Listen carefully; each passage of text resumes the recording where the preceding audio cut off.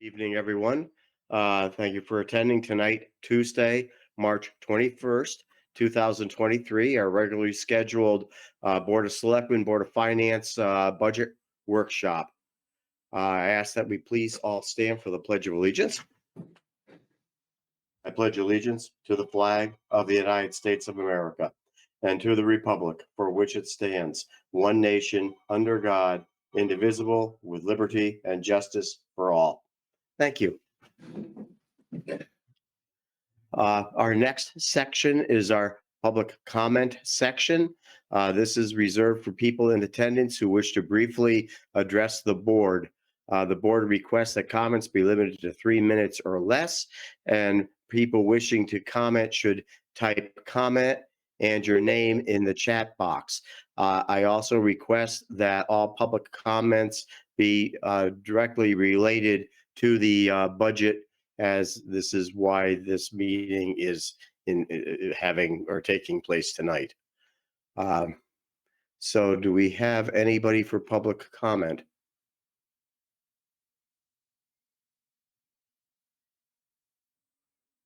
Nothing right now. Okay, perfect. Thank you. Seeing none, I'll turn it over to Andy. And Mr. Chairman, does the Board of Finance need to call their meeting to order? I would think so. Didn't sound good. This is Diane Del Rosso. I'd like to call to order the Hebron Board of Finance. Anybody like to second that? Okay. I'll second it. Okay. All right, thank you, everyone. Welcome. Without further ado, next on the agenda is the Parks Recreation Departments, which starts with accounts 3102 and Fund 4. And I believe we have Craig here with us tonight to go through that budget. And Elaine will assist if you need any help or any questions. Actually, Andy, this is Ken Jarden with the Park and Rec Commission. I'll be speaking first, if that's okay. Fine with me, Ken. Okay, so good evening. I am here this evening with Craig Bryant, the Director of Park and Rec Department. So I just want to start out saying I think it's been a very good bounce back year for Parks and Recreation. On the recreation side, many programs are back to their pre-pandemic levels. I believe people in town were just looking to get out for activities to get out of their houses and begin to socialize again. So programs have been strong. The prep before and after school care program at Gilead Hill School is operating 2 full classrooms. The summer adventure camps last summer were full almost every week and offers many exciting field trips. And we believe that participation enrollment will be increased this year at the summer camps. Recreation basketball had a successful season with over 250 children this year, covering grades K through 12. There's new youth programs offered this year, including karate and various cooking and arts and crafts classes. We also have held youth clinics for baseball, basketball, tennis, and a new indoor sport called futsal, which is a soccer type game. Indoor pickleball sold out this spring in 3 days without advertising and has over a dozen people on the waiting list. We're looking to expand that program in the fall as well. And other adult programs include yoga, barre, and adult basketball. The special events also saw great success. The Hebron Day Summer Kickoff, which was moved to June to coincide with the Juneteenth celebration, saw record crowds of over 2,000 people. It was a beautiful day and cars were parked everywhere. The children's games area and the food truck vendors were very popular, along with all of the crafters and the car show. So Hebron Day Summer Kickoff this year is Saturday, June 17th. So hope to see many of you there. The Farmers and Artisans Market held at Hebron Elementary School. The Easter Extravaganza and Trunk or Treat Halloween is held at Burn Hill Park, and the holiday celebration in the center town were all very well attended too. On the park side, the crews continue to keep the playing fields in excellent and safe playing condition. They also keep the town sidewalks clear of snow all winter. Many residents enjoy walking at Raymond Brook Preserve, Burn Hill Park, the Airline Trail, and other walking trails on Hebron's open space. We'll continue to strive to make this open space land accessible to residents by clearing and marking trails. We'd like to thank town resident David Rose, who has created an online trail maps for many of these properties and can be found at the website hebronpaths.org. So check it out. We also would like to thank the Board of Selectmen for generously funding park and rec projects using ARPA funds. We believe all of the park and rec round one projects will improve the parks and benefit many residents for years to come. I think this is really a great use of the ARPA funds. Just for a quick update, the Hammer softball field improvements at Vets Park are completed. The new playscape at Vets Park will be recorded this spring and installed by the fall. The pickleball courts are ready to go once we reach agreement on the location. Several locations are being considered with consideration for a room for future expansion. We do recommend that pickleball not be co-located with the skate park at Veterans Park. There's just not enough room for both at that site. The skate park and dog park are still moving forward with final designs and final locations. Skate park committee has residents in town, and also the Ram Skate Club working on a solution. And we also requested ARPA round 2 funding for additional park and rec projects. We requested funding for field lighting at Veterans Park, for trail development on open space properties, and field upgrades at Burn Hill Park and St. Peter's Field. This was presented to the Board of Selectmen last week, so hopefully there'll be more to come on these projects. All On the right. staffing side, Can we get, Ken, can we get yes. to the budget, Ken? yeah, right now. Yep, I'm there right now. Yep. On the staffing side, the part-time office assistant position has been filled, which helps improve customer service and office efficiency. However, staffing the 2 seasonal park positions has been challenging as there have been very few applicants. Craig is working diligently to fill these much-needed positions. On the financial side, the Park and Rec full-time staff increase of 2.5% this year is driven by union contractual raises for the rec supervisor and park full-time staff. And the Recreation Programs Fund 3102 is showing a decrease of 3.4%, mostly due to a reduction in capital outlay this year.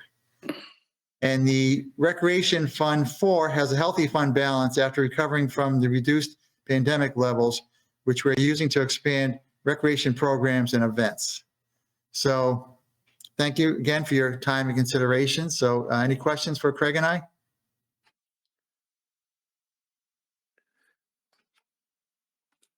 Good job, Ken. Thank you. Tried to keep it brief, Andy. You did. We had heard that last week too, so we're just kind of moving along. I agree. I have only one question, and I'm not sure where it would come out of.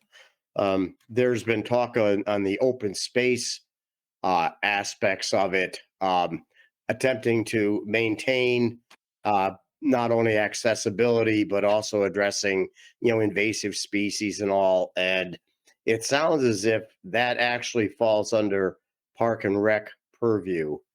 Any kind of comments on that? Yeah, I can answer that. So, two different things. We're trying to create a volunteer organization for the trail, similar to something like the Joshua Trust or whatnot, where we can actually go out there and with volunteer groups and do mostly work on cutting down invasives and making sure that we're keeping the beauty of the trails intact and the accessibility. So that's one aspect. Budgetary, Fund 15, there's money set aside for us on that for trail maintenance, and that's usually where that's coming from. Okay, thank you. Anyone else? Okay, beautiful. I believe you're Fund 4 now. Is that correct, Andy? Yeah, he kind of touched on it. I don't know if there's any more questions regarding that. We could, if you want to go through that in more detail, we can. Okay. I think if nothing else, Fund 4 do you want to just do a very quick explanation of Fund 4? Absolutely. Sure. Well, I'll have Elaine do that. Okay, where it comes from, and it really is not per se our, budget purview per se. Elaine? Good evening, everyone. So Fund 4 is what we refer to as a special revenue fund. It is self-sufficient with its expenses offset completely by the program revenue fees that are charged for the program. And as Ken alluded to earlier, they have a healthy fund balance and programs have returned, I'm going to say, to normalcy before the pandemic, if I may, Ken, and if that's accurate, Craig, if that's accurate. And it is self-sufficient once again, and it is not something that the Board of Selectmen and Board of Finance usually have under their purview during the budgetary process. It is reflected in our audit, as is all other special revenue funds. And I think the Parks and Rec Commission, as well as Craig, are doing a fantastic job. Thank you. And that's really what I wanted to also just kind of get across out to whoever may be listening is it's, excuse me, not really a fund that we get into when we look at budget, these budget negotiations. So thank you. Okay. Andy? Thank you, Mr. Chairman. Thank you, Parks and Rec. Thank you, Elaine. Item number 5 would be the fire department / ambulance services, which is account 2010 and 2020. I believe it starts on page 17. Andy, Mal. Andy, Yeah, Mal, if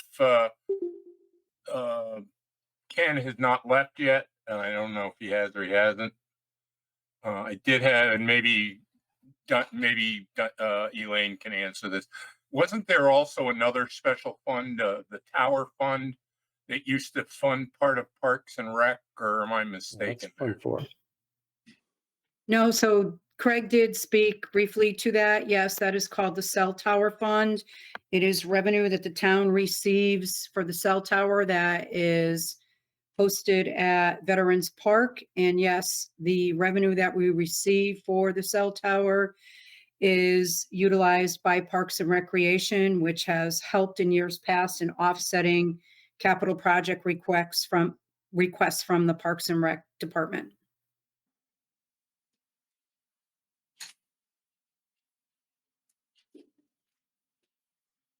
You're on mute, Mel.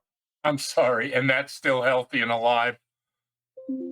That is still healthy and alive. It receives approximately $80,000 to $85,000 a year. And Craig is a little more frugal in his expenses than his predecessor was. At one point, I was concerned about the fund going defunct with projects and expenses almost exceeding revenue, but Craig is a little more frugal in his efforts, and it is being well monitored. Okay, thank you very much. Thank you, Andy. you're welcome. Okay, I think without further ado, accounts 2010 and 2020. I see we have Chief Peter Starkell here with us to present. Peter. You're on mute. Hello, everybody. Hello. Yes. John, we can hear you. I assume you guys can see my screen? Yes. Okay.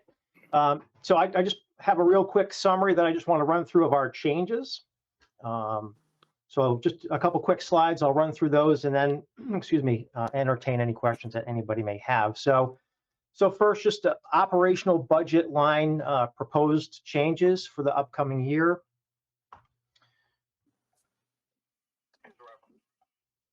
I'm getting there.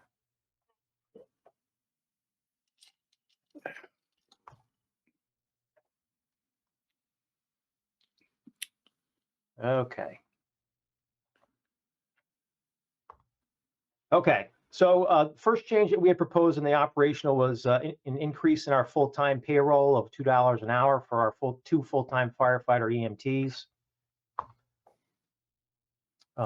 Under part-time payroll, again, another $2 an hour increase for our part-time firefighter EMT mechanic. as well as an increase to our volunteer line officer stipends, totaling about $5,500. Private duty payroll, this was actually a line that we proposed dropping down. It was originally 6,000. We proposed dropping it down to 3. This line was previously used for extended fire police operations, which have significantly been reduced over the past couple of years. Per diem payroll. So per diem payroll, kind of following the previous meeting that we had with everybody, we're proposing a $2 an hour increase for our per diem firefighter EMTs, as well as a $3 an hour increase in the hourly wage for our per diem EMTs, as well as an expansion of the days and hours worked, which again would provide more consistent coverage, minimum staffing level of 2 personnel per shift. The work schedule would be 7 days a week, 7 a.m. to 5 p.m., as well as 11 p.m. to 7 a.m. Ultimate goal, provide a little more attractive wage, fair and equitable wage for people who are providing public safety, fire and emergency medical services. And then another lofty goal, greater probability of attracting and more importantly, retaining qualified personnel. Miscellaneous administrative expenses, this is a $2,000 proposed increase on that line, essentially for additional funds to be utilized after events such as fires where we need to provide for meals and so forth for our personnel. Miscellaneous service contracts, actually it's a $1,000 reduction in that line. We made some changes to our cable television services that we receive, which actually dropped or saved us about $2,000. Of that $2,000, we're actually proposing to use about 1,000 of it to offset personal cell phone use by myself. Uniform allowance, we're proposing a $2,000 increase. That proposed increase is in anticipation of some additional staffing and as well as increased costs in our uniforms. Vehicle maintenance, this is another larger one, proposed increase of about $18,000, which is directly attributed to 3 sets of tires for our larger apparatus. NFPA standard sets precedent that we change our tires after 7 years, and the tires that need to be replaced in question are between 10 and 12 years old, and some are starting to actually dry rot and show some cracking. Heavy equipment maintenance, we're proposing a $2,000 increase here. This is actually attributed to a replacement of our life safety rope and rope safety appliances that have reached the end of their service life. Turnout gear, proposing a $4,600 increase in this line. Unfortunately, the price of turnout gear for a set of gear, which is just simply a coat and a pair of pants, has gone up about $1,500 over the past 2 years. A capital outlay, actually that's going down about $2,300. Our capital outlay project for the upcoming year is the DOT mandatory hydrostatic testing of our self-contained breathing apparatus bottles, which is currently overdue. Moving on to the medical side, we're proposing a $1,000 increase in consumable medical supplies. And then EMS training, we're proposing an increase of $1,500 to that line in anticipation and hopes of additional staffing that we need to train. So under capital project requests for 23-24, there was a request, or excuse me, we're requesting $100,000 startup costs for the replacement of 2 pieces of apparatus with a single rescue pumper. This apparatus would eventually replace a 1996 fire engine and a 2008 heavy rescue. Just real quick, what's a rescue pumper? Very simple. It's a fire engine that also carries rescue equipment. It's got larger compartments. It's got a more compact and efficient pump. It's got a full complement of firefighting equipment as well as rescue equipment. such as our new battery operated tools. These don't require compartment space for hydraulic pumps or reels, our stabilization equipment, and our off-road and ice rescue equipment as examples. So, and why would we do this? One of the advantages of this, we have limited staffing. We have more rolling stock currently than we have personnel that can properly and safely staff them. Consistency. Our goal is that each of our 3 companies has a fire engine with this rescue equipment capabilities. And actually 2 of our engines are currently set up this way. Efficiency, 1 piece of apparatus with the same capability as 2. And cost effectiveness, fleet reduction, reduced maintenance costs, reduced insurance. So capital outlay, we have 2 items in capital outlay. For truck 110 is our ladder truck. And rather than adding this piece of apparatus to the upcoming replacement schedule, with a current today estimated replacement cost of about 1.5 million, we're requesting some funds to address some mechanical and safety issues that will help prolong the life. We're requesting $20,000 this year. We had originally asked for 50, but in light of the fiscal climate, after meeting with the town manager, we felt it was appropriate that we kind of break that up over a couple of years. So we're requesting 20 for the upcoming year to do the highest priority updates, and then we'll request an additional amount in a subsequent fiscal year to do a little bit more. But we definitely think just putting a little money into that truck, we can certainly prolong the life and save the town some money. The other item was our roof at Company 1.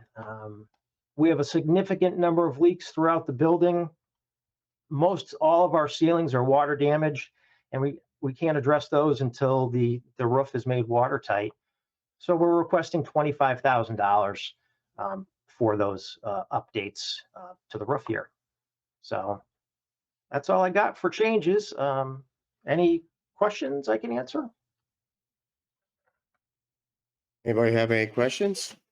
I see Janet Fedasky's hand is up. Yes. You know I have it. I was just wondering, the $2 increases, what is the average? What will that bring as the average pay for those positions? So the $2 an hour increase for our per diem firefighters, that will bring their hourly rate to $22 an hour. They're currently paid $20. Our EMTs are currently paid $16. So the $3 an hour increase would bring that to $19.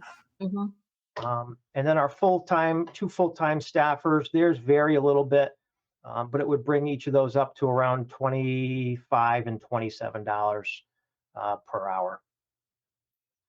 Thank you. I did have a question to the Board of Selectmen. The roof, is that something that we could do through ARPA? I don't know. That would be something we would have to verify. Andy, I don't know. Of course, we're getting really thin on ARPA funds too. Right. Real Roof. thin. It's a Andy? it's a question we could ask. I don't have the answer for that question tonight. I'd have to run that by the town attorney. Yeah, and I mean, obviously the selectman has to agree. Obviously we need a roof. A lot of skylights. Yeah. So, okay, that's all I had. Thank you. You're welcome. Man, Mel? I have a comment. Okay, Oh. go ahead. Want me to go or someone else to go? Well, Mark had his hand, or Mel had his hand up. So is it okay if Okay. I let Mel go? Sure, go ahead. Okay, Mel? Thanks very much. Chief, getting back to the 25,000 for the roof, what, I mean, 25,000 doesn't do much other than patch roofs. Is that what we're talking about doing, or are we doing some sort of a coating or Yeah, what? it's a coating, Mal. We got our information from Zen Roofing. They've done some work for us before, and it's not a membrane, but it's a liquid coating that goes over the entire roof. Okay. They would replace like all the boots on the pipe chases before they did that. So they'd seal everything up, and then they'd put this coating on, which would prolong the life. Okay, thank you. Yeah. And the other question I had was, seems like we just bought it, but I know we didn't. How old is the ladder truck, and what are we looking? What needs to be done to it for the 20,000 that you're putting aside? Yep. So the ladder truck, I believe, is a 2004. Okay. My memory serves me correctly. So the $20,000 would do a couple things. So first, the mirrors on the truck are unsafe. When you're actually backing the vehicle in, a lot of people actually have to stick their head out the driver's side window to actually line themselves up in the mirror. So more conventional mirrors would be put on. We'd also be going through the pump. They would be doing some pump work, updating valves. We have some leaky valves and plumbing that needs to be fixed. And they would go through the mechanicals too. We'd have them go through the rear end, check the axles. I believe initially, and Chief Larson could probably correct me on this, I believe initially they had some axle issues with the truck. So we'd have them just go through and check all the mechanicals and make sure everything is solid. Thank you. Yep. I think that's a 2007. 2007. Thank you. Mark? Chief, how long has Dave, the firefighter, been here? 15 years? Yes, Dave has been here about 15 years in 6 months. So we've been talking about how we need to increase the pay of our firefighters, of our EMS people. And after 15 years here, Dave and I came on pretty close to each other in time here. Dave's leaving, and he's leaving because he's had a better offer, and it pained him to leave. And we've talked about it for a while that, in the interest of his family, as a new child, he just has a better opportunity that pays more money. And that's a huge loss to public safety. So now we just lost somebody, I think it was a year and a half ago, in the same position. So you lose continuity whenever you bring new people in. They don't know the town like the other person, and they're going to get to know the town, and they may be qualified. But this is starting to get to be where we need to address this. So even with the $2 raises, we're still significantly less than everybody else. And we're going to continue to have this problem until we give a commensurate rate to what other towns are offering. And public safety is important. I know we want to have as much as we can and have great education. We have a great school system, but we want to keep adding more to that. But we're still lowballing public safety. And we've been talking about this for years now. Since my first day as a selectman, we've been talking about this. And Chief, I think what you're asking for is even low. So I'm a little upset about all of this because I'm upset about Dave leaving. I'm upset that we've been dealing with this for years and we haven't done a significant enough job to improve this. And public safety matters. These are people that save your lives. I was at the Maple Fest Sunday and I was talking to a firefighter by the fire department. Like 3 calls came in for the ambulance to go out, like in an hour and a half period. So these are things that we don't think about, but they're out there and they need to be addressed. And that's something I just had to say and get out there, guys. Okay. Thank you. Diane? Thank you, Chairman Larson. Chief, I want to talk about the roof again. Mark, I appreciate everything you said too about, hey, I feel the same way, but I don't have questions about that. Regarding the roof and the many leaks in the roof, excess water creates other issues. Do you have other issues within the building that need to be remediated? So structurally, I would say no, we don't have, or we're not aware of any other issues caused by the leaks. I mean, other than the ceiling tiles, most every room in the building and in the administrative side, we're going to have to replace a number of ceiling tiles. when we have had leaks before, we have investigated it. We haven't found any additional damage. You know, when we have had a leak, we've made sure that we've put fans on it and dried it out to prevent any mold growth or any issues of that nature. So I don't think we have any structural issues. We have an old building. We have a number of issues inside that we need to, you know, that we have a list accumulating that we need to address. But I feel that if we get the roof squared away, then we can start chipping away at some of the other interior items. Thank you. You addressed my concern. I was concerned about mold. Thank you. Okay, going to go through everybody first and then we'll go back around. And then at some point I got to make a bunch of comments too. And some questions. Peter. Oh, thank you. So Chief, I wanted to just follow up on Mark's comments, and I wholeheartedly support his concern. Is this the salary changes? Is this, from what I recall from the meeting that I went to that you know, when you presented to the group at the firehouse, where does this get us in the average sort of in the community range? Are we still on the low end? Is this a multi-year approach that this is sort of a compromise to sort of smooth out the budget impact? Or do you see coming back next year? I just want to know, relatively speaking, where we are, because even though you said it once when I heard you speak, I heard it again, and I have the same shock that EMS is paid what they're paid when these are people that might be saving my life or someone that I care about. So can you comment on sort of the longer term view and the relative salary structure compared to the community now that you're suggesting these changes, the community around us? Sure. So I can definitely see, or I envision a tiered approach to this issue. Yeah, in a perfect world, in a perfect fiscal climate, we would certainly ask for higher wages than we have. But we also need to be fiscally responsible, but we also need a plan in place so that we can do this in steps.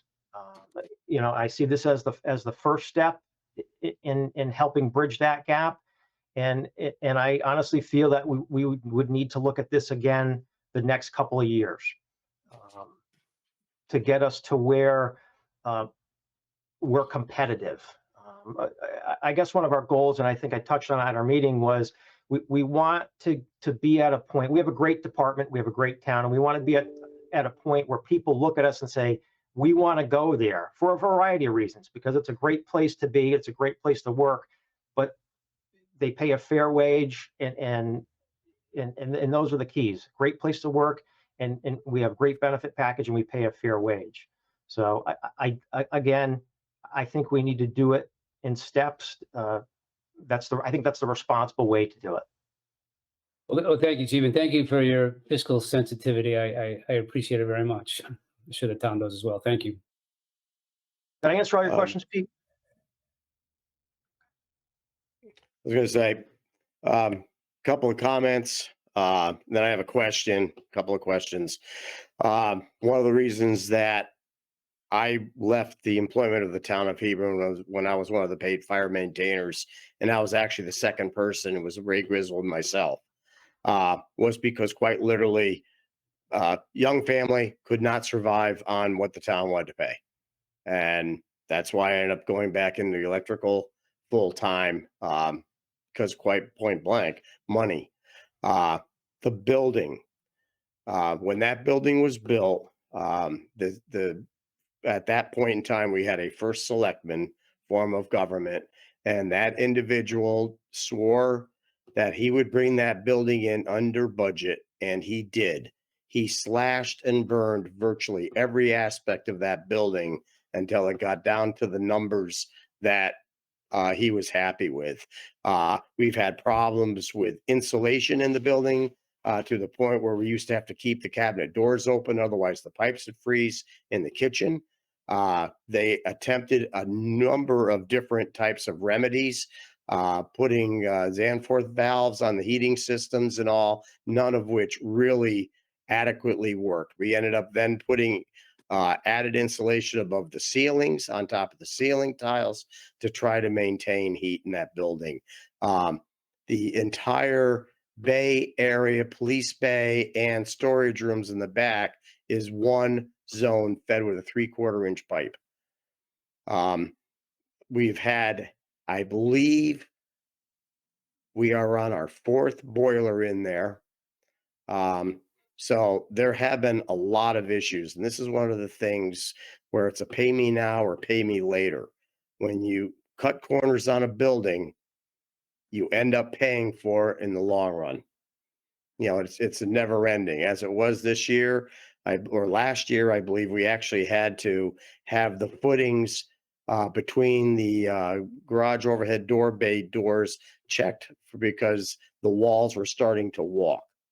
So, as I say, I think that building, it's healthy only because of the money we keep putting into it year after year. One question on the rescue pumper, what's the amount of water that's going to be on that truck? So it varies, Deanne. So it could be 1,000, 750, but most of the ones that I've seen in the area are 1,000. Okay, and the weight, you're able to maintain the bridge laws within your weight classifications and all? Okay. Yeah. The one of the picture I showed, Talent got one this past year. Columbia, actually, they're taking delivery one in about 2 weeks. But yeah, they're engineered a little bit different. The pumps are configured a little bit differently. They're a little more sleek. They're smaller in size, still same capacity. They're still 1,500 gallon a minute pumps, but they're configured a little bit different, so they're more efficient and they take up less space, which means more cabinet space, for equipment and so Okay. forth. So, Well, the big thing is the weight, though. yeah, You can't get away. A gallon of water is still 8.33 pounds. That doesn't can't change. that. Yeah. Yeah. So that would be. I mean, if we got to that point, we would have to look at that as far as length and size and weight distribution, and so yeah, that's definitely a factor that we would have to consider when we got to that point. Okay.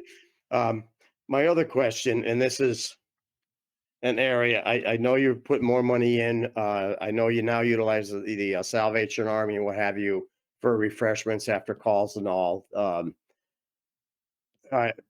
There was the account that was from the town that was given to the corporation, which is now basically it's been dissolved.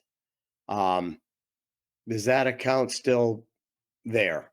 And if so, I think, with the corporation dissolved, then whatever agreements were between the town and the corporation, I question. And I don't know if Yeah. Elaine can help on that or. I'll let, So the corporation. I'm sorry, Lane. Go ahead. Didn't mean to. Dick, if you want to talk, Pete, then I can bounce off of you. Yeah. So the corporation is now known as the Hebron Firefighters Benevolent Association. They still receive some monies from the town for their benevolent activities. Separate organization, not under my purview, but they do still receive funding from the town for their benevolent and charitable activities. So, I requested an increase in that particular line under my administrative expenses because I've always, after an incident, I'll give you an example. We had a structure fire on the coldest day of the year this year, and when we got back, we had a dozen frozen people. So I went out and I bought them hot food, and that's what I envision using those funds for is for those types of events.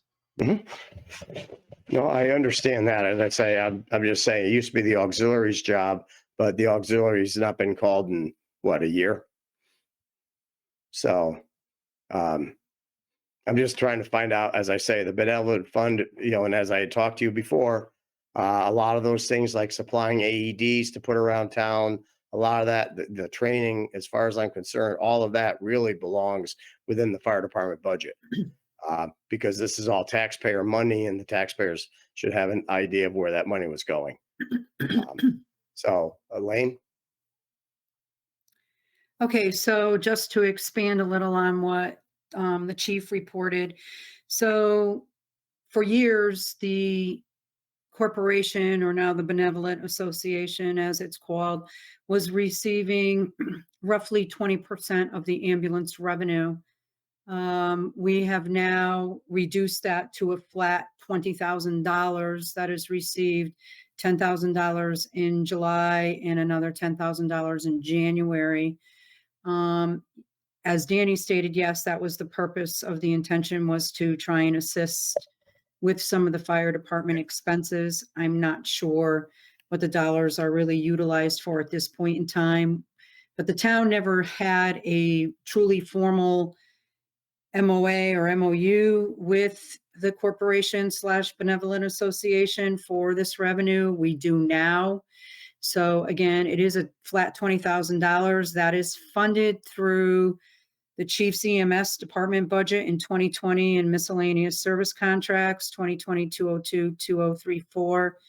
The rest of the money that is no longer dispersed to the corporation / benevolent association and was reallocated to some of his payroll needs, as well as retained in his miscellaneous service contracts for paramedic services. Thank you. Okay, I know Mel, you've had your hand up a while. Yeah, Janet was up before me. Oh, I'm sorry, Janet. No problem. I just want to follow up with the salaries. I totally agree with Mark. I was just wondering if we, like, going forward, what would we have to bring the salaries up to make them competitive with the surrounding area? So, you know, I have a number. I mean, we did a lot of research on this, and it's, you know, we look at other towns that have paid staffing, and we look at a couple things: the size of the town, the number of calls they do. So there's a number of factors that we kind of look at. You know, there are some not professional. There's some career ambulance services out there that pay a brand new EMT still in school $25 right out of the gate, but they're going to work in an area where they're going to do 20 calls a shift. Probably not going to do 20 calls a shift here. So you have to look at that too. You know, so, you know, I think, you know, for an EMT, most EMTs now, again, I would like to get the EMTs up around the $24 an hour mark eventually. You know, I understand that we can't take one giant step, you know, but I think that's the end goal. We want to kind of shoot towards that goal for an EMT. You know, if I can just kind of bounce off what Mark said, these folks are responsible for providing life-saving efforts. For what they're making now, they could leave here and go work at Dunkin' Donuts. June 30, 2023 in the state of Connecticut, minimum wage is going to be $15 an hour. And go pour coffee and probably make more than, and not have to deal with, you know, somebody throwing up on me at a call and you know, all the training and the requirements and the gear I have to buy and the uniforms. You know, we have to make it more attractive. And I think for an EMT, if we get to around that $24 an hour mark, will be very attractive. Firefighter as well. You know, unfortunately today I got broadsided and found out that Dave is leaving. That's going to be a huge impact to our department. We'll get through it because that's what we do. But it's upsetting to me. And within a year or two, he had indicated he's probably going to be making $30,000 more a year than he makes now. And he's going to work 8 days a month doing that. So, you know, on the firefighter side, I think we need to get our per diems up around that $24, $25 an hour mark as well, eventually. And then I think when we were there, we're gonna hopefully be back to where we were before, where people are lined up and wanting to work here, you know. So that's like $2 an hour more versus what you are proposing, correct? Am I doing the math right? Yeah, it's about that. Yeah. Thank you very much. Thank you. Okay, Mel and then Michael. And that was much of what I wanted to ask. And all I will add to that is It's too late in the process now, but as the town has done many times, they've gotten salary comparisons of like towns. I would love to see salary comparisons in the fire department as well as the other the services, what did you call them, Mark? The safety services or Public safety? public safety services. Yeah. I don't think we pay enough attention to that. I appreciate the way, Peter, the way you've been so gracious and have said we need to take steps, but I think we need to do more than take steps. I think we need to get there. We can't keep losing people, both on the fire side, on the police side. So, sometime in the next several months, if something could be put together so that as we go into the next budget, we can be prepared, I'd appreciate it. And, of course, you're talking to a Board of Finance person, so high on my list. Thank you very much. No, thank you. We can certainly do that, Mal. It's like I said, I think we need to, we can formulate a plan. I think that's what we need to do, is formulate a plan. Yeah, and that plan has to include what other towns are paying. Yeah. Other like towns are paying. Thank you. Absolutely. Yep. Michael? Thank you, Mr. Chairman. Chief Starko, Michael McCormick from Board of Finance. Thank you very much for your presentation.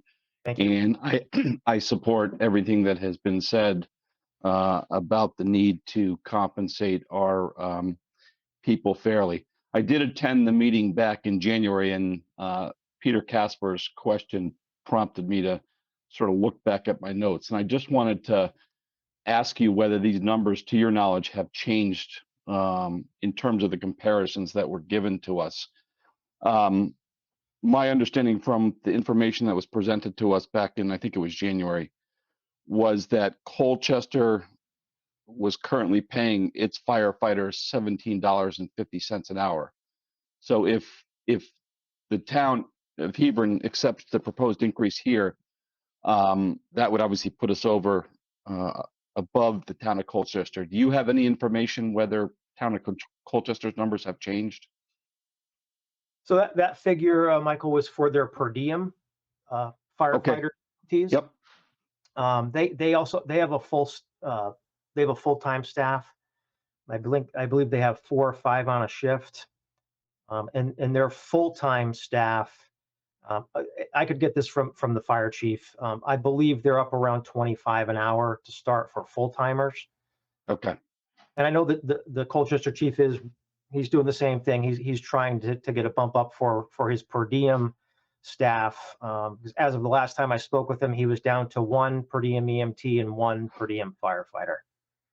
Because of Okay, and I apologize. Maybe I misunderstood this, but in your presentation, the proposed increase of $22 an hour for firefighters to $22 an hour for firefighters and EMT, was that per diem or was that was per diem, right? That was for our per diem. Yep. So Okay. our per diem firefighter EMTs right now receive $20 an hour. Again, we've proposed bumping that to 22. Yep. And our per diem EMTs right now are at 16, and we've proposed bumping that to 19. Okay. So the information that you can get us would be for a comparison for the full-time firefighters? Actually, I would do both. I would do full time, and then the departments that actually have per diem staff, we gather that info as well. Okay, that'd be great. Then I won't belabor the point. I was just interested to know whether I guess it was the part-time and per diem numbers that were shown to us had changed significantly, to your knowledge. Yeah, Oh, that's fair. I would certainly get both of those, just so we can Okay. compare them all. Yep. Great. Thanks very much. And again, I do support everything that's been said. Just Thank you very much. once more, thank you. Mark? Yeah, I just want to thank you, Peter and Diane and everyone else who supported the comments I made initially. I think the chief is being a little humble and conservative in what he's saying. There's some nuances here that need to be addressed. So they're firefighters. Instead of calling him a firefighter, they call him a firefighter maintainer, so you can pay him less. You're either a firefighter or you're not a firefighter. It's the same thing with the police department of Hebron. There's no such thing as a constable. There's no such thing as a constabulary. By state statute, you're either a police department, a police officer, or you're not. So those are like demeaning terms to make it look like you're not as important as a firefighter from, say, another town or city, or you're not as important as a state trooper or a police officer from another town. And that's absolutely ridiculous. And I'm tired of that. That's just like antiquity. It's so far removed from reality and so long ago, and somehow we adhere to these anachronistic nonsense. So I just want to get that out there too. Every police officer we had is a seasoned veteran of the Hartford Police Department, the Wethersfield Police Department, the state police. They're firefighters. All of that is for real. Just because we're a small town doesn't mean you're not for real. You're for real. You're a lifesaver. You save lives. I've seen them save lives. I've been there when they saved lives. I've been laying on the ground myself when they came to get me. It's important. So I say we just cut through all of this and go to $24 for the EMS. Dave, who's leaving, was making like $27 an hour as a firefighter with the demeaned title of maintainer after 15, 16 years. So that's why he went somewhere else to make $20,000 or $30,000. And that hurts me that he's leaving, because there's something unique about being a police officer or a firefighter. There's a certain esprit de corps or a bond that you have when you risk your life with people. And, you know, it's just, I guess now that I'm getting to the end of my career, you get kind of tired of, you know, not being appreciated in some sense. And I know most of the people here appreciate public safety and what everybody does, but it's always been a constant battle, and you get tired of fighting it. So let's just get a full-time chief, get these guys paid what they're supposed to be paid right now, and let's just get this done.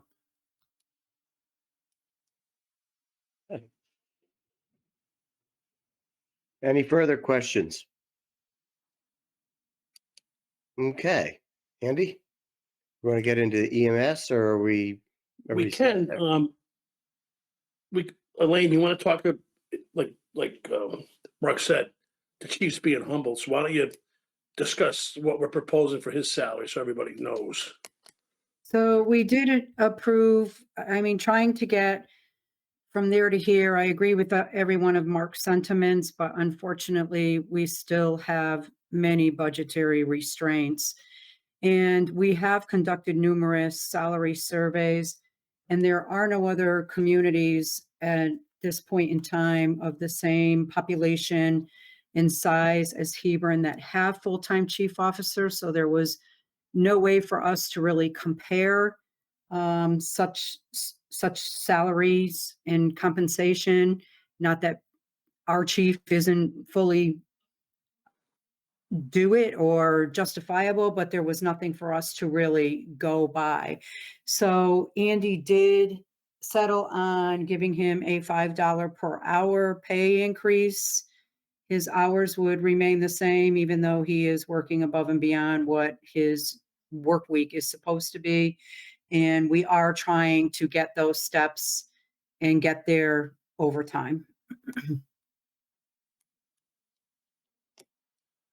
Yeah, I just wanted to get that out there. So he originally proposed to go full-time this year, just with everything in the budget. You know, the town manager's budget that was presented to the Board of Selectmen, that's now in front of you guys to do what you got to do with it. I had reduced that, gave him an hourly increase, but didn't increase the job to full-time with benefits. So if that's something that you want us to go back or consider, then let us know. We'll work those numbers and show you what that looks like. Dan, may I make a comment? Sure. So that comes out to be like $50,000 a year. So how can you pay your fire chief $50,000 a year? The fire chief in Stafford, which is somewhat similar, I think makes over 100. The Colchester, he makes somewhat over 100. So what? Because you have 1,200 less people. That means you get $50,000 less. I mean, that's ludicrous. If you want to just do it by that percent, okay, let's make it 85 or 88. But let's make him a full-time chief. He's the future of public safety for our town. And if this is going to be a good community like we say it's going to be, we have to be able to protect people. And they have to feel good and they have to feel safe and they have to know somebody's coming to get them. So that's what I'm proposing. I want them to be full-time. I want them to get benefits.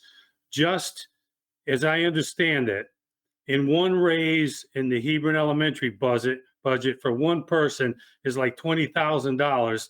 That's more than you're asking for all the EMTs and all the firefighters put together. So let's put things in perspective. Come on, guys. Let's just make this decision.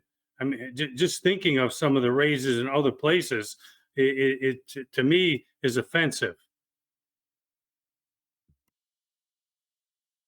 Mel? You're on mute. I would definitely be interested in seeing those numbers. I think the writing's on the wall. We're going to the point where we're going to have a full-time chief. We're going to the point where we're, unless our volunteerism increases, which I don't know that that's going to happen, we're going to have to pay more full-time firefighters. I think we need to start looking at it. If we can figure out a way to do it this year, rob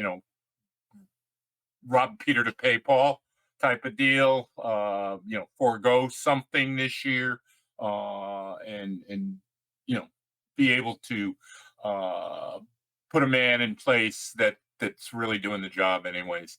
I'd be interested in seeing that. And even as a Board of Finance person that's supposed to be tight on the money, there's a payoff for these types of investments. And I see them exactly as that, as an investment. Thank you. Peter? Thank you, Mr. Chairman. First of all, Chief, talking about your compensation in a public forum is not sort of my idea, so I apologize for that. We shouldn't be doing that. I know you're a public servant, but it's a little uncomfortable. And so that's a comment. The second thing is, whose decision is it? Andy, is that whose decision is it to go to a full-time chief? Is that the town manager? Is that the Board of Selectmen? How do we I just want to procedurally understand whose purview it is under to make that final determination. So if I could ask Andy that question, I'd appreciate it. Mm-hmm. Thank you, Peter. So it does fall underneath my preview, but I would come to the Board of Selectmen, Board of Finance for the funding to cover the cost of a full-time chief / the benefits that come along with that. Sure. Okay. And that was a request. That was a presentation that was given to us a while back. It shouldn't be any secret to anybody else that's been on the board for a while that we agreed 4 years ago to work in this direction. So I think we're working that way. It's a tough budget year with the way everything came in. So, like you said, it's tough to talk about him in public. I feel just as bad. So it would be a request that I would go back to the Board of Selectmen, Board of Finance to fund. Okay. All right. So we can continue that discussion then. Okay. Thank you. Hi, it's Janet. Could we also see what the increase in salaries for the the firemen and EMTs and things like that we discussed, like not instead of $2 an hour, $4 an hour, what the impact of that would be? Sure. Thanks. Okay. Other questions, comments? Okay. Thank you, sir. Thank you. I just want to thank everybody. I really appreciate the support and the kind words. Mark, I really, people don't understand what we go through and the relationships that we have because of the work that we do. And I appreciate you sharing that. And, you know, again, I love what I do here. I love this town. I'm having the time of my life here, and I want to continue that. I want to keep our momentum going. You know, I will say I understand the fiscal climate and what's going on, and if a choice has to be made, I want that choice to be made to take care of my staff before me. So obviously, we could do it both. That's great, but if a choice has to be made, my people come first. So, thank you.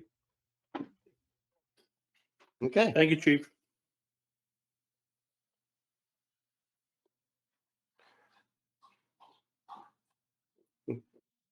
Okay. I Okay, got Mr. that. Chair, want me to Yes. proceed? Yes, please. All right, what did Donna stick up next? Police Administration. I think we're going to hear from our Finance Director, Elaine Griffin, to run through this. So you have the budget summary in front of you for Department 2000 and 2001 for the police. This has an expense increase of $115,432 or 33.36% increase. A second school resource officer, as requested, has been added with a monetary value of $83,000. An accreditation officer with a monetary value of $42,000 has also been included, and a 3% salary increase for other patrol officers. This department is also incurring a $15,561 savings in reduction in state trooper service expenses.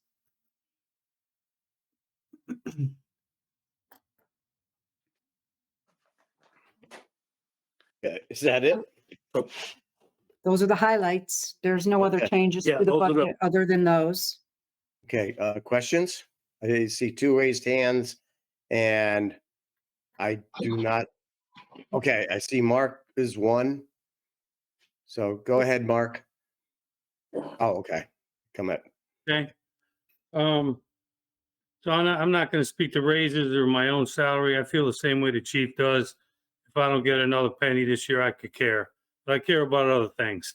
So, our own school resource officer at the Hebron Elementary School said they don't need another school resource officer. That's excessive at this point.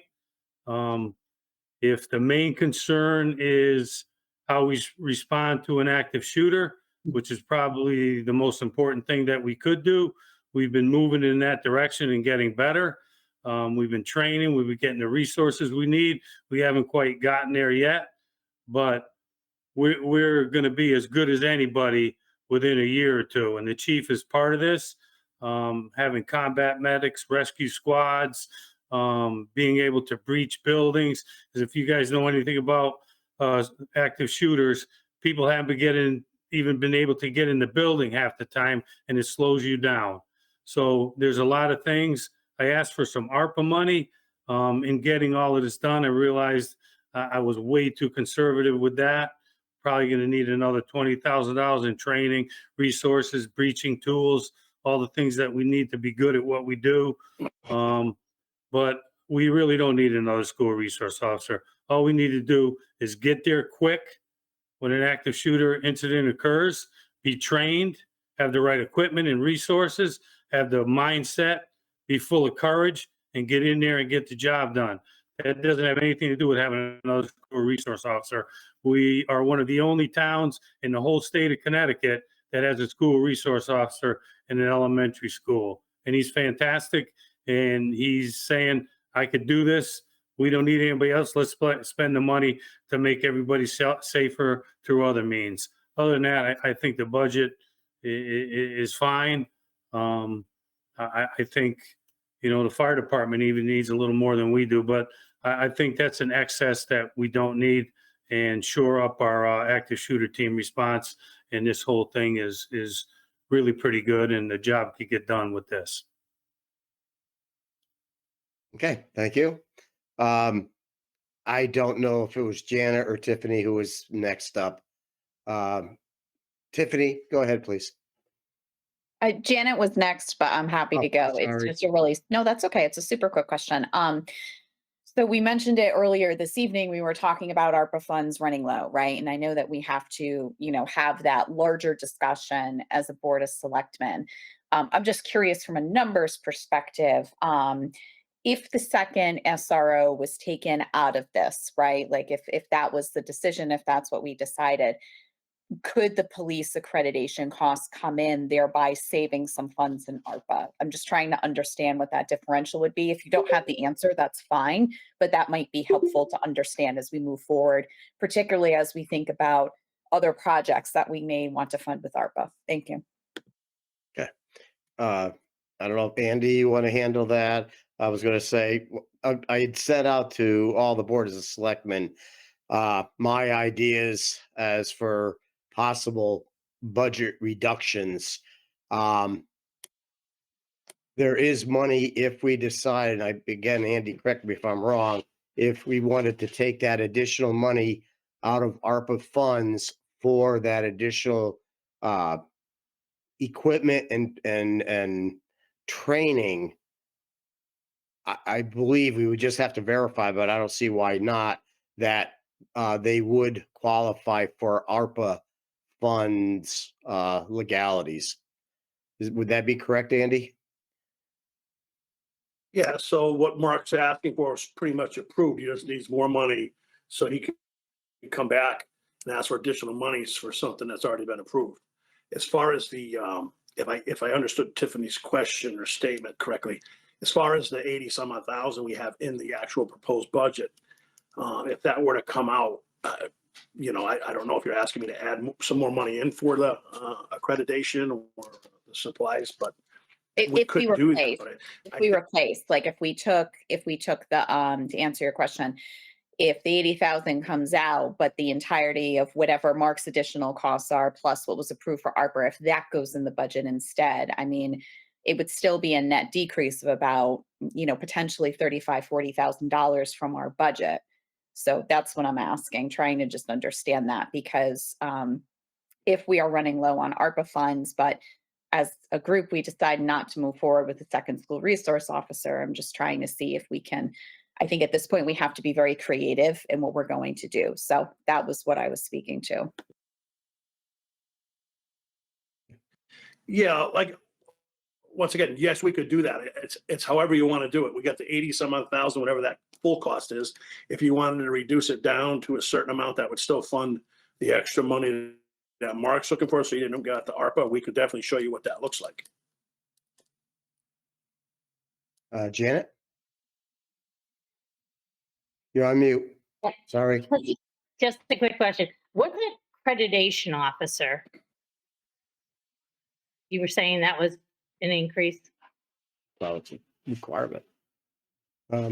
Mark, did you want to answer that? Yeah, the information should be in the book as backup, but I'll let Mark answer it for tonight, maybe in layman's terms. According to the Public Act passed by the state of Connecticut, every town has to have an accreditation officer. Every police department has to become accredited within 4 years, and they have tiers. So tier 1 is your first year, you have to meet certain requirements. Tier 2, and by tier 4, you have to be accredited. They haven't imposed penalties on it yet, but I wouldn't want a chance not being accredited. So I'm starting off doing it, and guys, there's no secret, I'm not going to be here in 4 years. I might be able to do it cheaper than 42,000 or whatever that position is. I intend to do it for cheaper than that. But if I leave and you have to hire somebody new to do that, that's what everybody is estimating it would cost to have an accreditation manager. And it's imposed by the state that you have to have an accreditation manager. So that's what that. Do you have any more questions about that, Janet? It's a lot of bureaucracy. It's a lot of work. It's a lot of policy development. It's a lot of responding to standards of how you're supposed to maintain your police department, how you're supposed to act as police officers. It's a pretty there's like 140 something standards you have to meet, and you have to prove that you met them. So is it like a new position, or is it just that a current person would be, would learn all these new things or show the accreditation for it? It's a new position. We've never had this position before. Some other police departments have become accredited voluntarily, but there's 110 police departments in the state of Connecticut right now that aren't accredited, and we're not one of them. So there's a lot of towns scrambling to do this. Because of the experience I have in the police world, it's a little easier for me to do than somebody else. But at some point, we can probably find somebody who's getting ready to retire and has that experience, and we can just pass that position on to them as you know, in the next year or two, I retire. I don't really plan on being here more than 2 more years. So at some point, it's going to have to move on to somebody else. I'm hoping I could do it for less than 42. I think I can, Janet. So if I can, that's extra money somewhere else, but it's something we have no choice in. We have to have it, and we have to do it. Okay, and is this something that is just this year, like that became the law, or is this just something we've been ignoring for a while? No, it just came into existence with the Accountability Act. Okay, The other departments had done it voluntarily. You can get, if you're, one of the terms is called CALEA, the Council of Accredited Law Enforcement Agencies. You can get federal funding and additional things if you're an accredited agency. So some of the bigger departments, it's in their best interest to do that. But for little departments like ours, and there's a lot of them, it is kind of a burden to us. But we have no choice. Will it make us a better police department? Yeah, yes, it will. It's just going to require some effort and some work and keeping up with standards, and we can do it. And I'm not sure what happens after the 4th year, because in 4 years you're supposed to be accredited, and then I don't really know if you have to keep an accreditation manager after that. You just made me think of that now, Janet. So I'll try to find an answer to that question, but it is a 4-year process. well, good luck with it, Mark. Thank you. Bye. Another state of Connecticut unfunded mandate. Diane. You're on mute. Thank you, Chairman Larson. And thank you for the input, Mark. I really appreciate it. And everything you do for the town, just like everybody else on this call. Thank you. Regarding the second SRO, yeah, I would second what Mark said before. Let's move that money to the fire department, and or at least some of it. But that said, I know that the plan this summer, the town, Andy, with Mark's, I think with Mark's assistance, we increased, put a plan in place to support the schools with an additional officer, making some with overtime, I think is what we did. I think the concern of the schools, one of the things that they have said is one person, sure, one person can do a great job, but that one person gets to take time off. They get vacation, sick time, and things like that. Are we supporting the schools with additional, maybe police presence, or when the first SRO is off the day?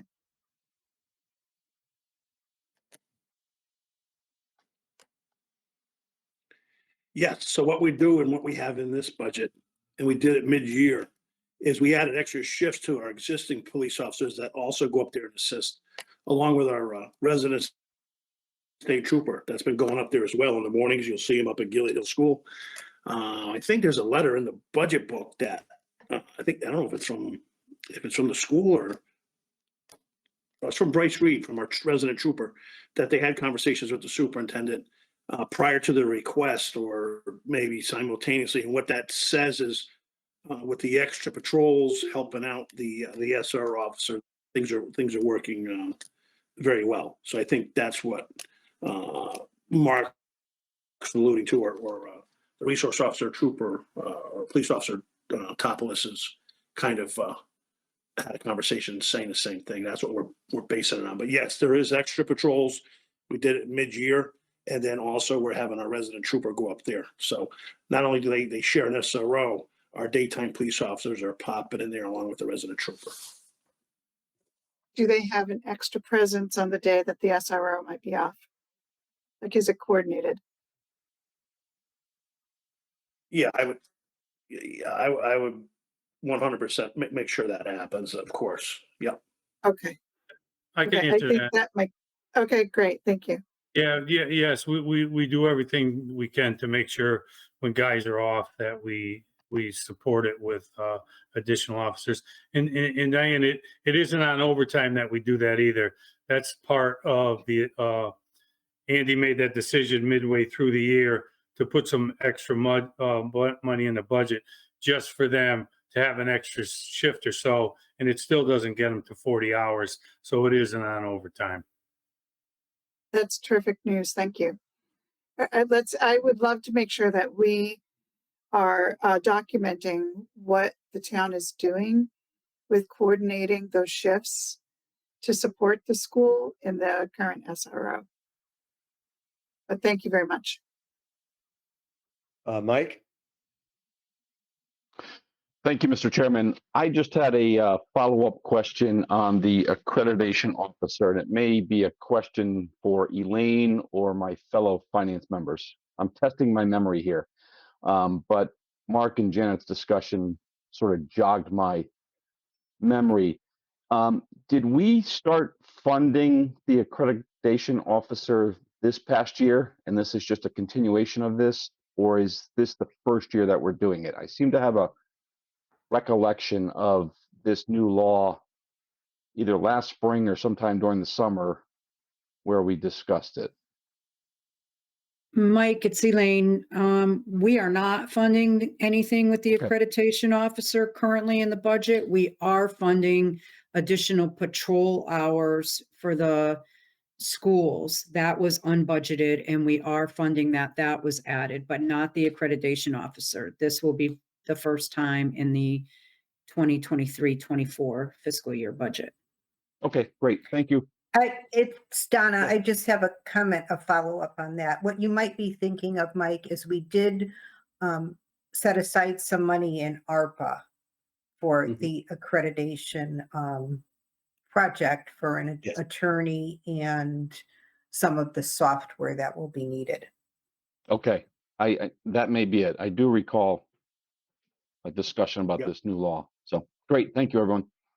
Hey, just one quick response to that, Mike. Don is right. We used some ARPA money to help with the accreditation process and some of the computer stuff that we need. But I've been doing it with my regular patrol duties, keeping up with the accreditation process. So we haven't really shifted into that yet.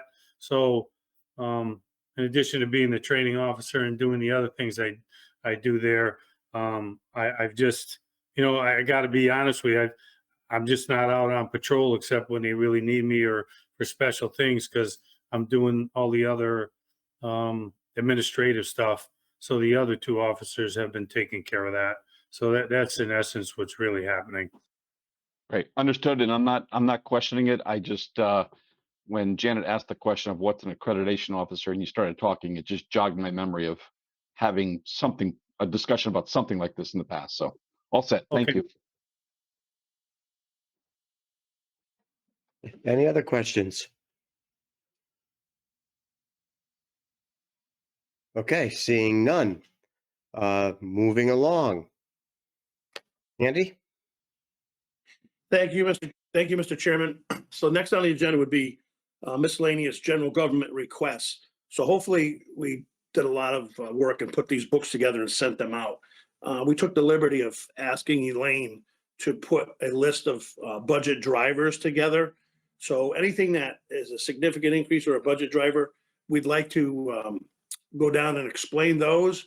And then if there's still questions, if we want to get into the beginning of the book and leaf through it, we can do that as well. But I think hitting the drivers on the list that Elaine has prepared, I think you sent that out too, right, Elaine?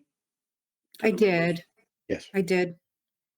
So you mind running down that list? So for the Certainly. people that are in attendance that don't have that, and it should hopefully trigger some questions on the drivers. There's a bunch of departments that don't have changes, not a bunch, but departments like the senior center or some other things like that. But if there's specific questions, it might save some time if we go through this list first, and then we can proceed however the majority wants to do.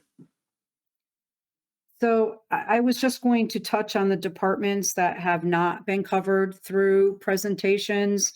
The fire and DPW last week did presentations that have already covered their increases, if that's okay. So I'll just Yep. touch on the departments that have. Okay, so the very first one obviously is Department 1000. That's our full-time payroll. This has a dollar increase of $93,125 or a 3.13%.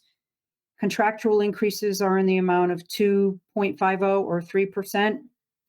The clerical staff line reflects a 4.23% increase as the new assistant town clerk was hired at a higher rate than is currently budgeted due to her qualifications.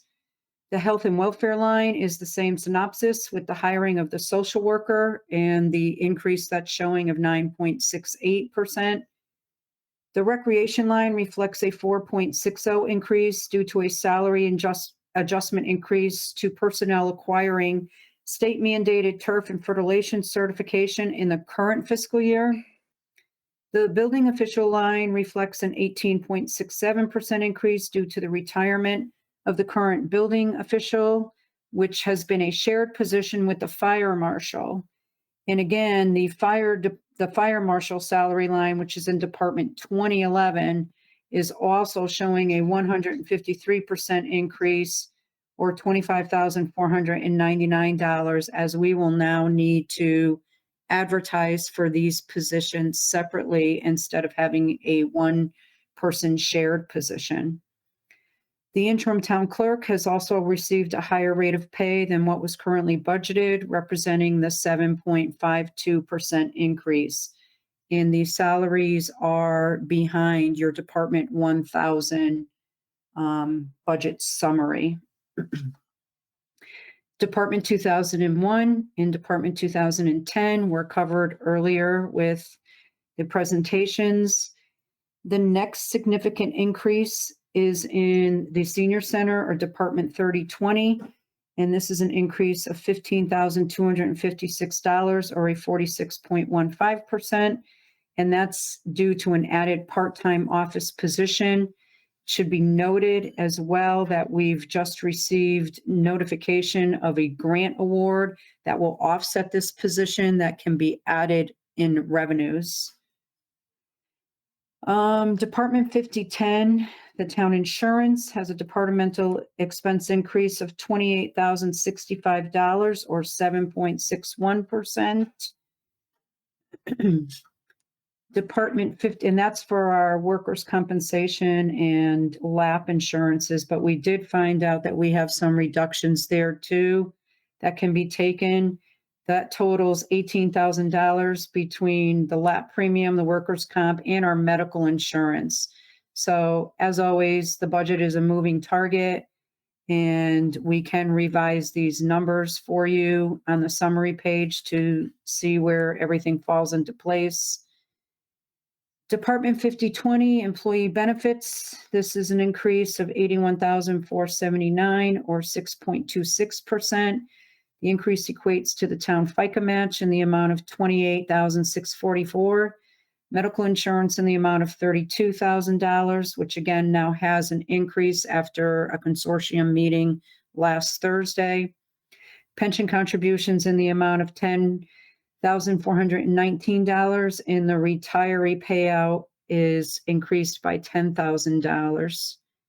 By fiscal year end, this current fiscal year end, 5 employees will have retired and depleted the assigned fund balance monetary provision for this benefit, which was around $128,000.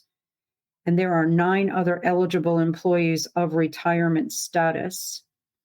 So of the $553,000 increase, or the 6.44% increase as this budget was presented by the town manager on March 2nd, the above dollar amounts that have just been touched on tonight represent $496,771 of the overall larger increases to the town government budget.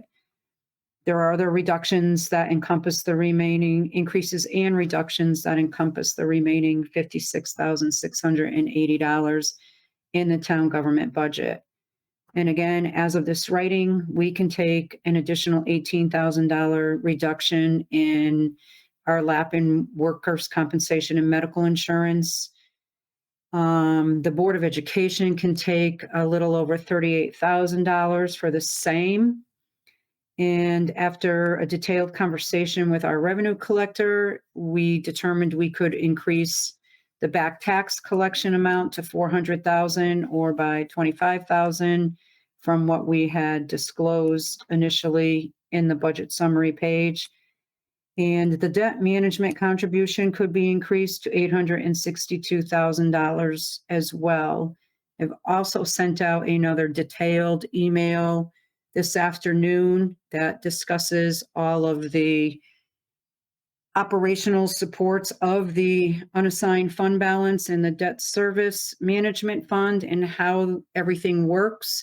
I don't know if anyone's had an opportunity to peruse any of that data. It was an extensive email. I apologize for the lengthiness of it, but I thought it was important to try and get a true understanding of how generally accepted accounting principles, as well as the unassigned fund balance, our general fund balance policy, and our debt service fund and debt service fund balance policies operate. And that's all I have, unless there's any other questions. Any questions for Elaine? Thank you, Elaine. Good job. Okay. Diane has her hand up. Oh, I'm sorry. Mr. Go ahead, Chairman. Diane.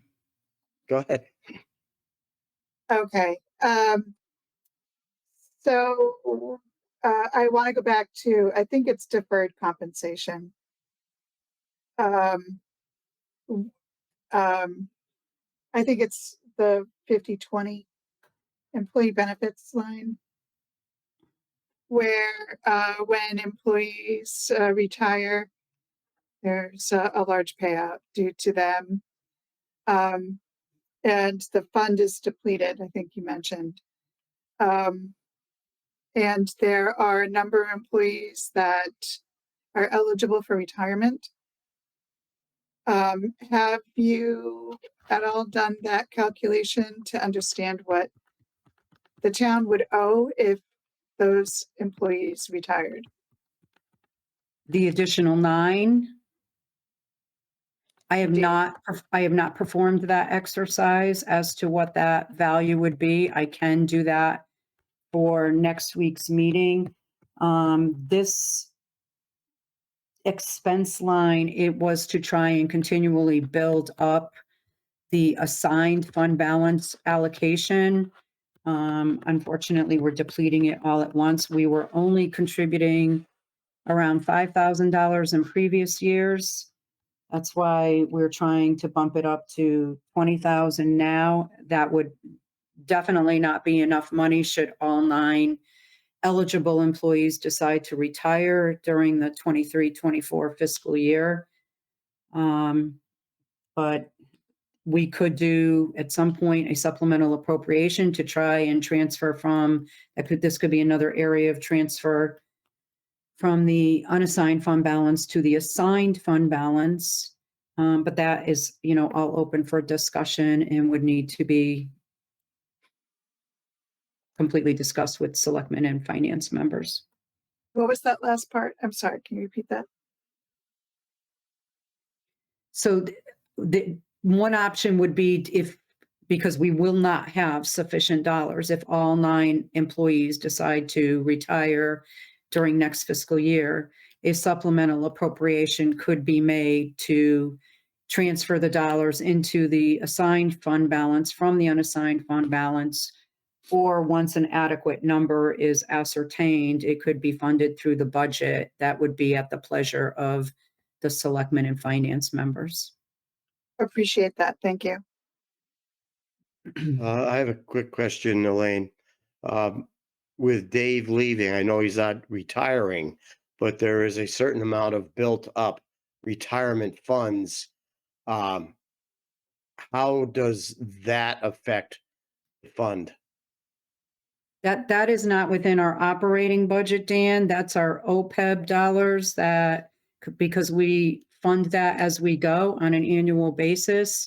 And that's through Voya. So he's a vested employee. So his pension dollars would be eligible for him once he does reach retirement age, but that's not anything that's within our operating budget other than what the annual pension contribution dollar amount is. Okay, thank you. Mhm. Any other questions? Okay.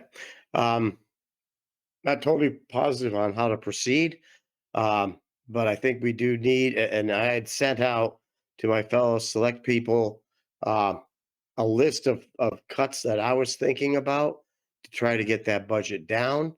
You know, I don't really want to lose the small cities funding, but I definitely don't want to get fined for being over that 6.1% cap. What I don't know is the type of dollars that need to get down to there, but I think we owe it to our taxpayers to try to come up with some savings. Things that I was talking about, and I'm sure that I'll be selling a lot of dartboards with my picture in the middle of it. But that's the coat that we have to wear. I was thinking of cutting open space by 100,000.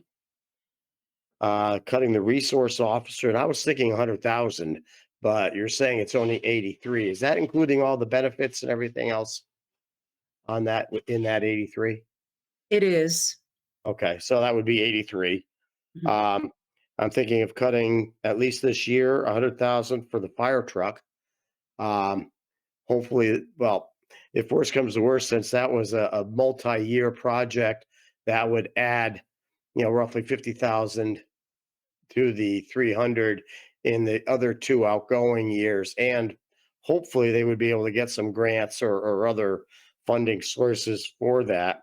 And then, as I say, I'm looking at that corporation money. The original reason that the town started doing monies to the corporation, and the original purpose of the corporation, and even going back, was the mission of the HVFD Incorporated is to provide social benefits to its members, to improve the morale, coup de corps, well-being of the corporation by organizing activities, programs, events, and opportunities designed to increase and enhance the social environment of the members. And it was all the members. It was life members. It was any member who had put in his or her time.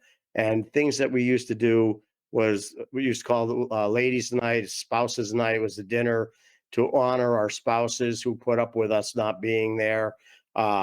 We did Christmas parties for the kids. We did summer picnics. We did river cruises. All of these things, which we're now told nobody's interested in. And right now, that money is being used to provide AEDs to go around town, AED training, and I can't even tell you all the other things, but they did a donation to the food bank. But that was not really what that money was ever designed for. And I think that if that money does go to them, we need to have a far better grip on where that money is going and what it's being used for. But, supplying things for town buildings and stuff like that should be out of their budget. That's where it should be. It should be in their operating budget so that everybody knows where that money is going. So that's my quick down and dirty thought on that one. As I say, we need to discuss these things because next week we have our public hearing. So I'm looking for other people's input, and I do not have a problem with if we do these other cuts, putting more monies into some of the hourly pay structure. When I was fire chief, I had roughly 130 people. We are now down to roughly 40 firefighter EMS people.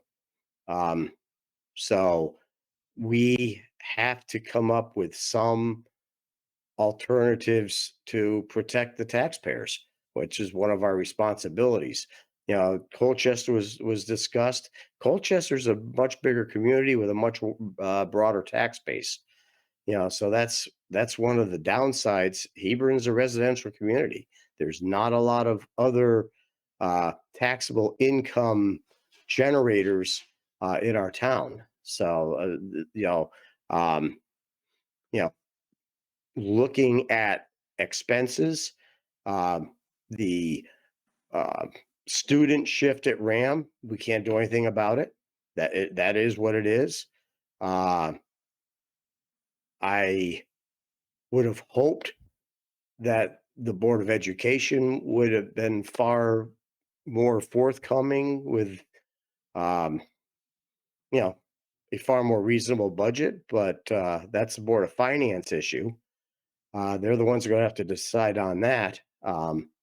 But historically, EMS, firefighters, unless you're in the big cities, the pay's not that great. You're not getting into some of these fields for the pay, but we do need to adequately fund them. And sad to say, I think it's only going to get worse. I don't see it going to be getting better. So I'll be quiet. Let somebody else talk. Oh, come on, somebody. Yes, Janet. You're on mute. You're on mute. Okay. So just to let you know, the state mandated municipal spending cap, we need to cut the budget to get that is, we need to cut this budget $738,301. I believe that's across the board. But I just wanted to just do a quick summary of what everyone's talking about. So I've been adding things. So it's like, if we took the back taxes, increase the unassigned, and debt management, then the 18,000 that was like insurance related, the SRO, Dan's proposal with the open space and the fire truck, that all added up to 546,000. Just to make it level set for everybody. That's all I have. Mr. Chairman, could I just expand Yes. on Janet's thought process there for a moment? Please. In regards to the spending cap, I want you to keep in mind that those were estimated figures for the special education costs. So the number could need to be higher than that, contingent on what the true special education cost numbers come in at. So I just wanted to caution being really tied to that number. That was just an estimate that I provided for you based on the estimated special education number provided to me from Superintendent Baird. Okay. Mark. Dan, I agree with your cuts 100%. I think that's reasonable. And we have to decide what we need and what we just want. So I agree with you 100%. I have faith in the Board of Finance to come up with something that's reasonable, because you're all very reasonable, thoughtful people. So I have faith in you. I just wanted to throw one thing out there. As far as the Board of Ed budget, it seems like the administrative costs are heavy. Some of their raises seem to be offensive in light of what other people get paid in town. Not the teachers in the trenches, because that's who's educating our kids. But there's got to be a point where it becomes excessive how much administration you have for 600 kids. I would encourage you to look at that, and whatever else in your economic minds you could think of that can help the situation out. So that's my input. Tiffany? Yeah, thank you, Mr. Chairman. I don't really want to go into other boards' budgets because that's not, really our purview. I appreciate the opinions being expressed, but I think we have to be mindful and collaborative in our approach to this. It's very difficult to talk about cutting open space. I sit on that commission, and it's full of compassionate and dedicated people to the environment and to leaving a legacy. That being said, however, we have to operate a town and we have to fund our schools. And these are unfortunately the tough choices we have to make. I would like to go back to what Elaine mentioned in terms of her descriptive email today about the unassigned fund balance. According to our numbers that are in the budget book, we're sitting at projected 20%, having a 20% in unassigned fund balance. And I've definitely spoken to town officials here and there outside of here and former officials. And they seem to think that's a little high. And I do get asked about that from my constituents in terms of how much is in there. And so, Elaine, I'm wondering if it might be helpful for you to explain for the recording and for people who might be listening, how we can use those funds, what the rules are for that, and the reasoning behind it. I think that'd be very helpful. Thank you. Elaine, can I just jump in there quick? Absolutely. I'm not going to get into the email. That's between you and Tiffany, and you could explain it a lot better than I can. So the reason we have the 20% in the undesignated fund is we did a aggressive back tax, 15 years of back taxes. We took people to court. We won judgments. We auctioned off properties. We put $3 million in that in the last 3 years. In doing so, I think that's one of the main drivers. I just want to put that out there and not try to cloud the response for the email. But that's my impression of what drove that to that percentage. Okay, Elaine, did you want to continue or elaborate? So, yes, my estimated number is that there will be 20% in the unassigned fund balance. The rating agencies and the auditors recommend between 12 and 15%. You do have the proposed balance sheet within your books that shows approximately how much more we have over that. As Andy stated, the reason that is so high is between the 2021 and 2022 fiscal years, we collected more than $2.5 million in back taxes and interest due. This was not through additional taxes or overtaxation of our taxpayers. It was due primarily to collection of back taxes that were almost 15 years in arrears. That's what jumped it up. The normal processes, according to generally accepted accounting principles and our debt service fund policy that the Board of Selectmen adopted years ago, is that we should be transferring any surplus dollars from the unassigned fund balance into the debt service fund, and then utilizing the dollars from the debt service fund to offset the expense or the budgets, which we have been doing for the last 3 years. We have been taking money from the from the debt service fund to offset as a revenue offset to the expense budget. We have not needed to use those dollars because of the back tax collection again, therefore, which has still been increasing our unassigned fund balance. Surplus dollars at the end of the fiscal year go to the unassigned fund balance. Again, last year, the Board of Finance did approve, as did the Board of Selectmen, and then it went to special town meeting for the taxpayers' final approval. $1 million was transferred last year into the debt service fund from the unassigned fund balance. The Board of Finance has taken the approach that they would like to stay upon this transference policy on an annual basis.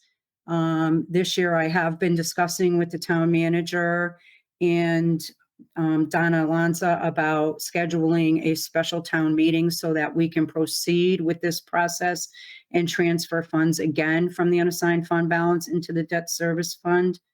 So yes, it's high, but it's high for a very specific reason. It's not high due to us overtaxing our taxpayers. It's high due to very diligent work efforts of our tax collection office and staff in ascertaining back taxes to the point of just about $3 million. So that's why we're at the 20%.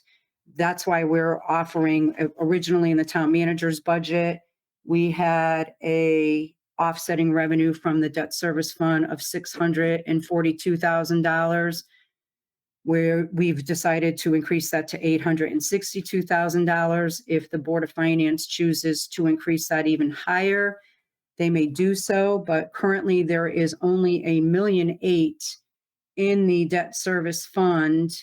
And with what I'll need for the current fiscal year, as I have not yet done the transfer, waiting to see where our final tax collection comes in at. I'm anticipating needing about $450,000 for the current year. And then with the 862 for next year, that would be about $1.3 million, which would leave us with a balance of approximately $480,000 in the debt service fund. So we do need to get money transferred from the unassigned fund balance into the debt service fund and continue keeping up and following our policies. That is part of the criteria for maintaining our bond rating. Standard & Poor's and Moody's, when they do their review, which is done annually, by the way, it's not just when we bond for projects. Standard & Poor's and Moody's have already reached out to me. I'm waiting for the final audit to be produced, and then I will be conducting my annual interview with them in hopes to maintain our AAA bond rating. So part of that is having a healthy fund balance. Part of that is adhering to our general fund balance policy as well as our debt service fund balance policy. And like I said, I did send out a very detailed email today around noon. If you haven't had an opportunity to review that and read through it, I would ask that you please do so and then get back to me or Andy's office with any other questions, and I'll be happy to address them.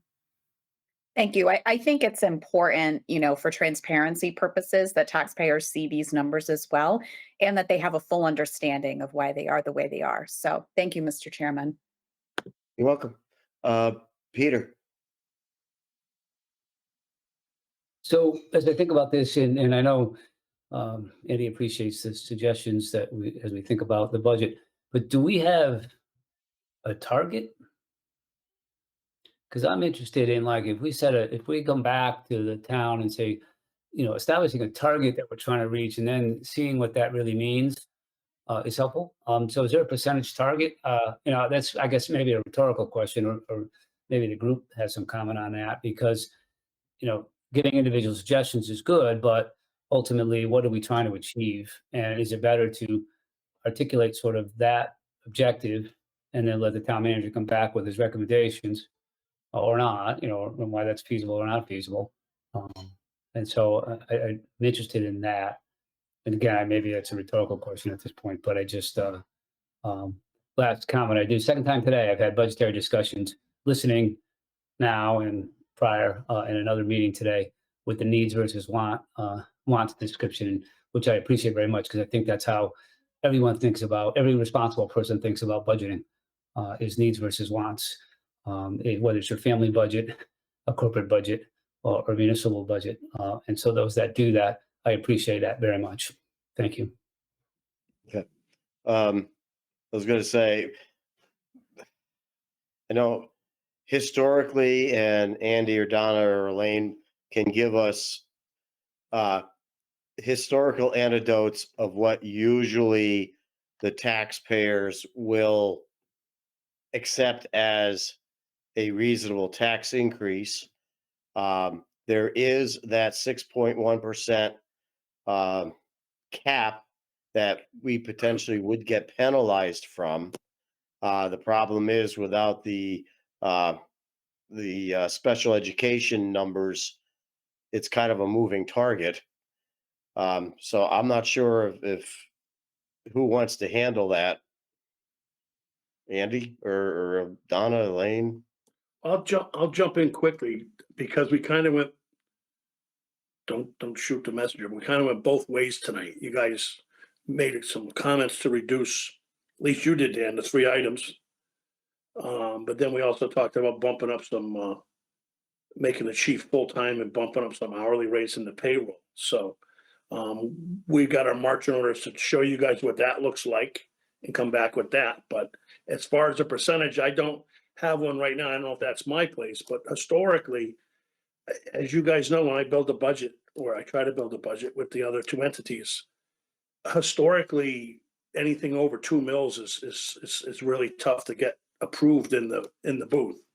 I'm not pointing fingers at anybody. That's just the history. Elaine, what's a mill worth? Is it 700 and some odd thousand, or is it 800 and some odd thousand? 8 something, right? It's 800, currently it's $813,000. So there's what 1 mil looks like, and we're still way above 2 mils. So I don't know if that helps.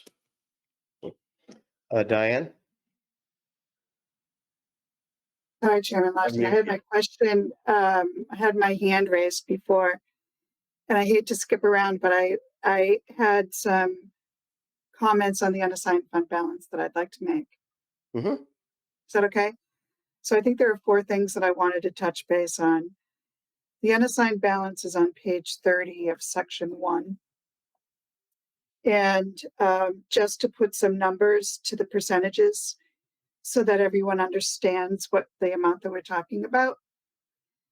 We're estimating that at June 2023, we will have approximately $7.8 million in the fund balance, which represents about 20%. Thank you for showing that. And so as you go down to the anticipated fund balance at June 30th, 2023, the amount at 1.5% month reserve that Elaine is calculating at 12.82%, which is between the 10 and the 15, is what we need to keep is 5.144. And the difference is 2.722975.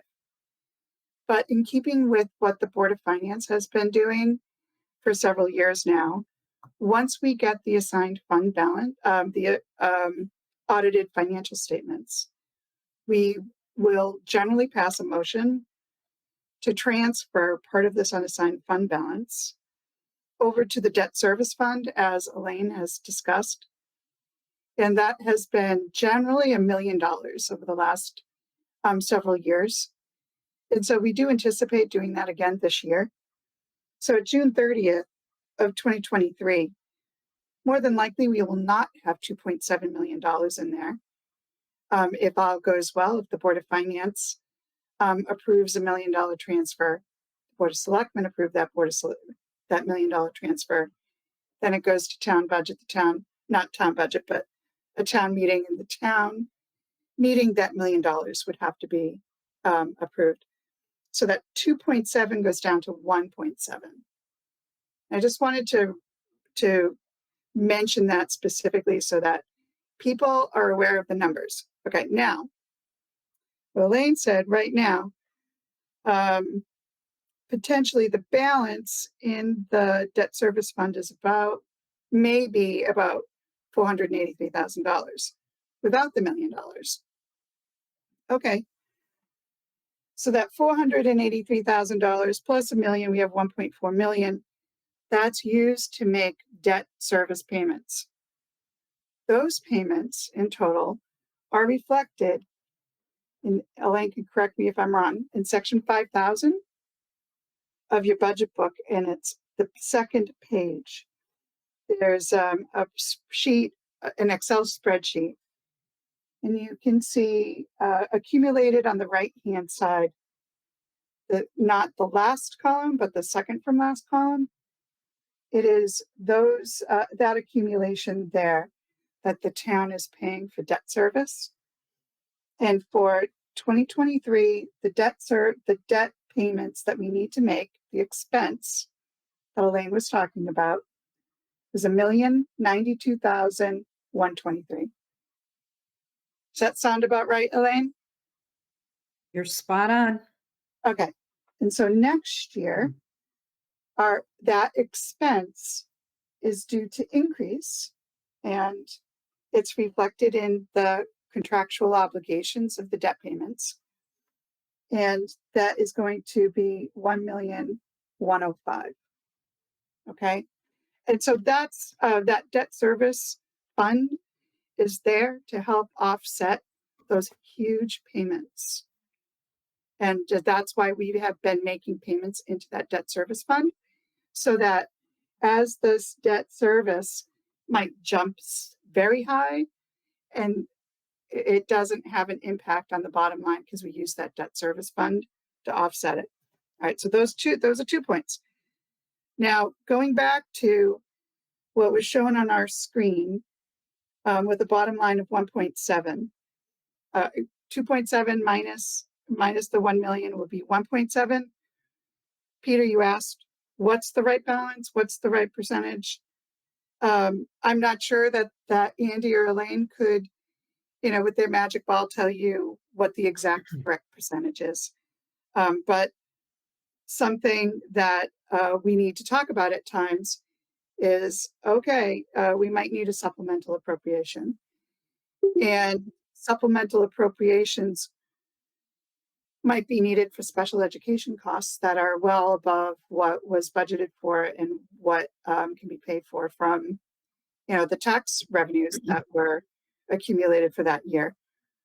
Or they may also be for something, in prior years, we've run over on winter expenses because of the multitudes of storms. And we've done supplemental appropriations.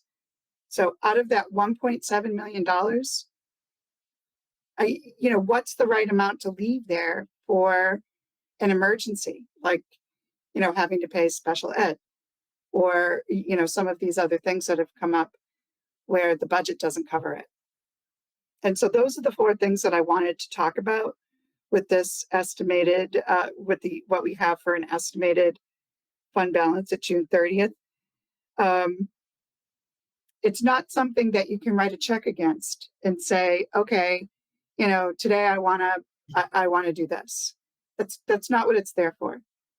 And the only thing that we can really make transfers out of are 2 things: transfers to the debt service fund and supplemental appropriations. And those supplemental appropriations are limited through the town charter and by dollar amount. If we exceed those dollar amounts, it has to go to the town to approve. All right, so just wanted to make sure that everybody understands all of those things with the unassigned fund balance. And if I could just expand a little please. further on Diane's comments. There was conversation about, increasing the offsetting contribution from the debt service fund even higher than the 862. It really shouldn't, number one, the offsetting revenue coming from the debt service fund should be specifically tied to what we do have for debt on the books or the debt payment for that year.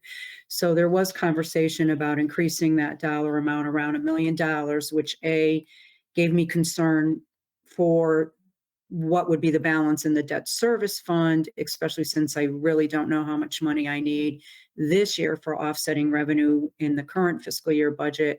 But additionally, you don't really want the offsetting revenue to equalize what your total debt payment is. And you definitely do not want it to exceed. So I just wanted to expand a little bit more on Diane's comments. And I appreciate that, Madam Chair. Thank you. Thank you. And so what Elaine is saying is we need to walk a fine line with balancing what we use from the debt service fund against those payments and revenues, because it will impact our bottom line next year. Like we may not be able to keep taking the same money from the unassigned fund balance because it might not be there. We might want to leave 1.7 million there as an example.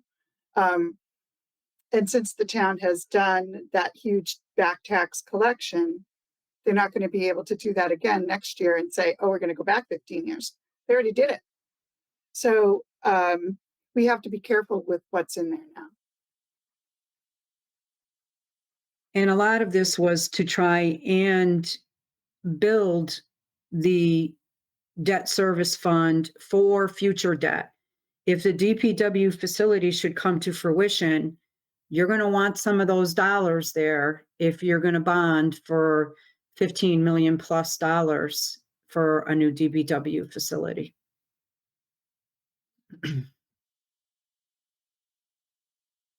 Okay. I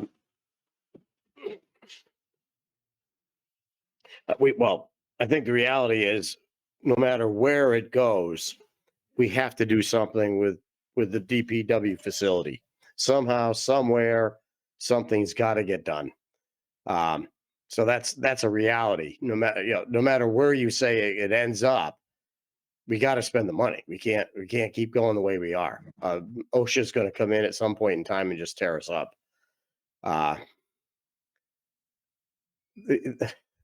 I think the hard question is, and at least it goes in my mind, what do we need to do? I mean, what's the kind of dollars we need to get down to?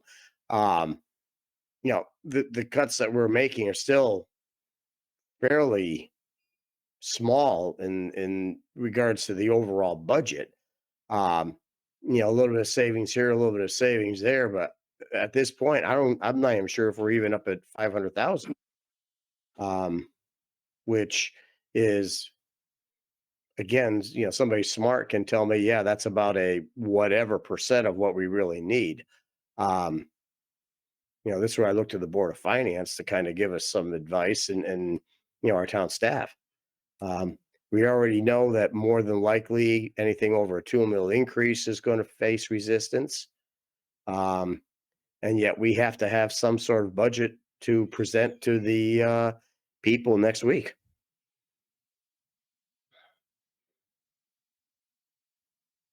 The cuts that you just proposed, Mr. Chairman, total $303,000.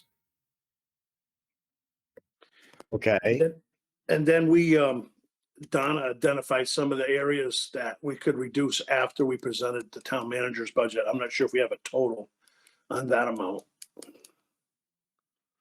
I don't know if it was offsetting revenues along with some insurance reductions or just some reductions. The insurance reductions total, I think Elaine reported it, $9,000 for lap and workers' comp and $9,000 for medical insurance. So a total of $18,000.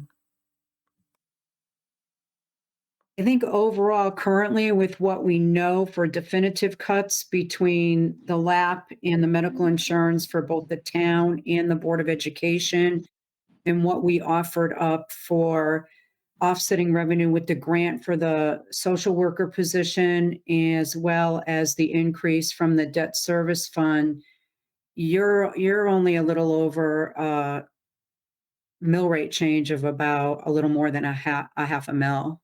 It's not significant enough. If you add in these changes, then you're going to be probably close to 3/4 of a mil, but you're still not even to the $813,000, both with reductions and increased revenue offsets. Deanna, I just want to follow up on your comment about needing to present a budget for next week's public hearing.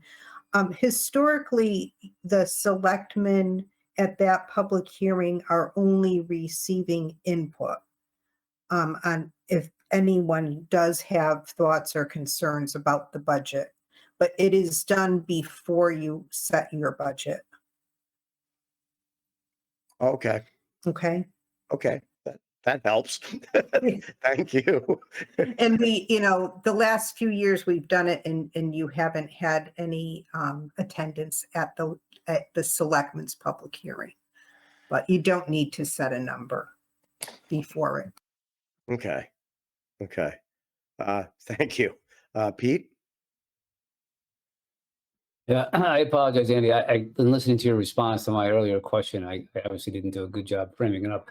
Would not expect you to sort of come up with something. I would expect that we would provide a direction that we're looking for some percentage, no more than a certain percentage. And then your job is to stir it up, listen to the asks and the takeaways, come back with your recommendation, and then see what that really means. So I didn't do a good job clearing that up. So in an ideal world, it was just the two of us doing this, Andy. I'd say, please come back to me to show me what the budget looks like with no more than X of an increase. And that should come from, I think, the direction of the boards. And so listening, you got to ask, do I expect you to sort of figure that out? And I would think we as board need to provide some more clarity as to what we would like you to do. And then you come back and tell us, is it feasible and what does it look like? And then we can react to it. So I apologize. I didn't do a good job of obviously framing up my question.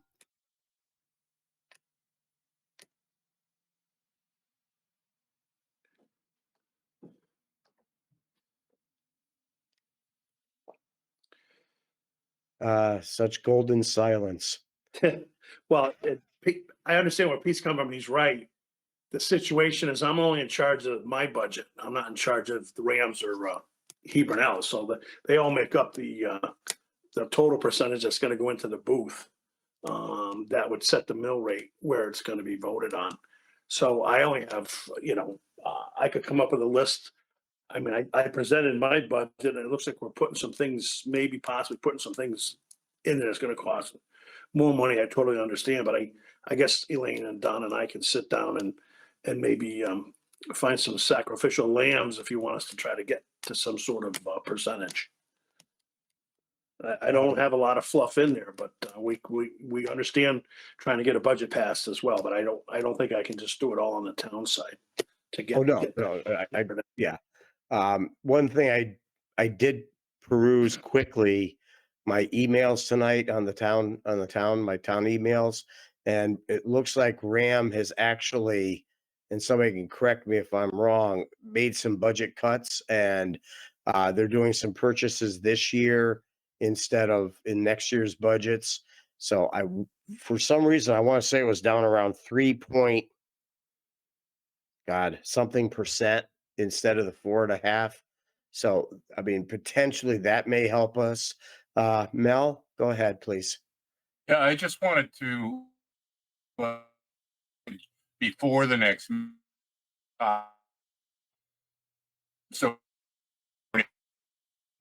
not suggesting at all. I mean, Danny and the Board of Selectmen have been discussing things. I'm not suggesting that those be removed or put in there, but just, with the insurance changes and anything else that's come along, if we could get a new top sheet to know where we are, and I think it would help the Board of Selectmen see where they are specifically. They shouldn't be obviously involved with anything else, but they do need to see where they are so they understand where they're going to end up based on what they decide to reduce, if they decide to reduce. Thank you. Thank you very much, Mr. Chair. Um, okay. Any other thoughts? This is Janet. I just wanted to let you know that if you guys reduced your budget by the 361,000 that you discussed, that would bring you to a percent change year over year of about 5%.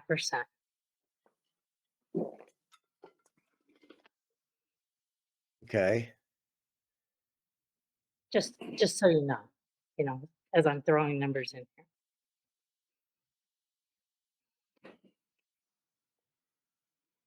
Okay.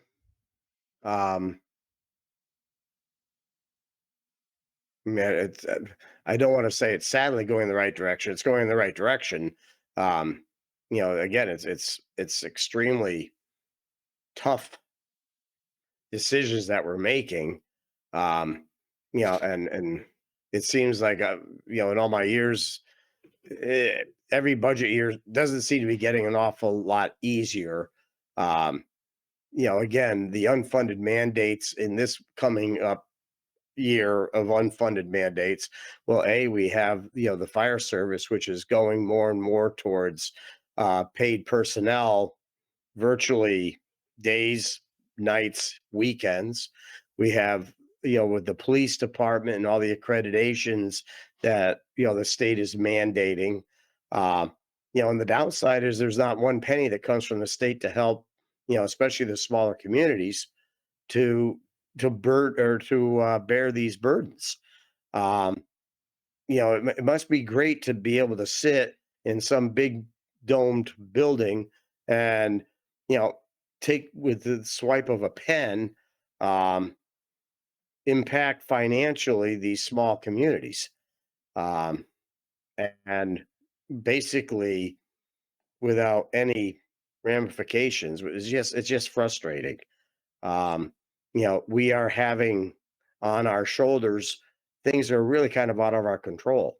The population shift at RAM is but we're going to be penalized for that.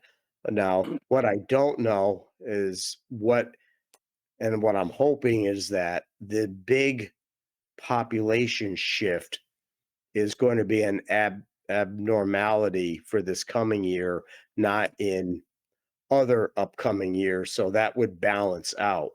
And I'm not sure if Mel or anybody else has kind of looked at any of those numbers. Yeah, Mel, did you want to? Those numbers should be available next week. They are not available right now. Because if it evens out, then our following fiscal year should be easier because it's not an increase. It would be a continuation, if that makes any kind of sense. But I don't know if that's accurate or not. We can get you a slide that shows what it's predicted to do. Okay. And then also the same in our own elementary schools, what the actual K through 6 student population increases are. Did anybody ever get what it was actually the 1 year, not the 3 years? Yes, Michael. Dan, that is in our books, and let me pull it up because I was referencing it during last week's meeting. I apologize, I don't have it handy. I believe this past year, the increase was 7 students. I thought it was fairly low. The fiscal year before, 21 to 22, I believe was 42. And the year before that was 5 or so. Hold on, I'm almost there. Bear with me. Somebody else jump in if they have anything else to say. I think, Dan, that they included the preschool and they were expecting a 6% enrollment increase. I do have a little problem with their numbers because they're showing that they're going to have 5 new 5th graders and 6 new 6th graders. And since there's 0 houses for sale, I don't know how they're getting 11 new kids coming into those 2 grades. Okay.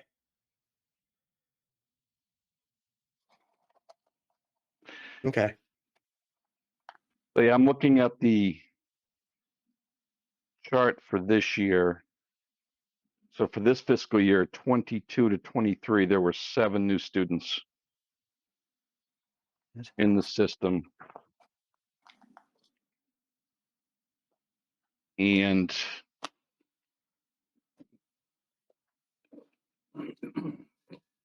they're projecting for K through 6, if I'm reading this correctly,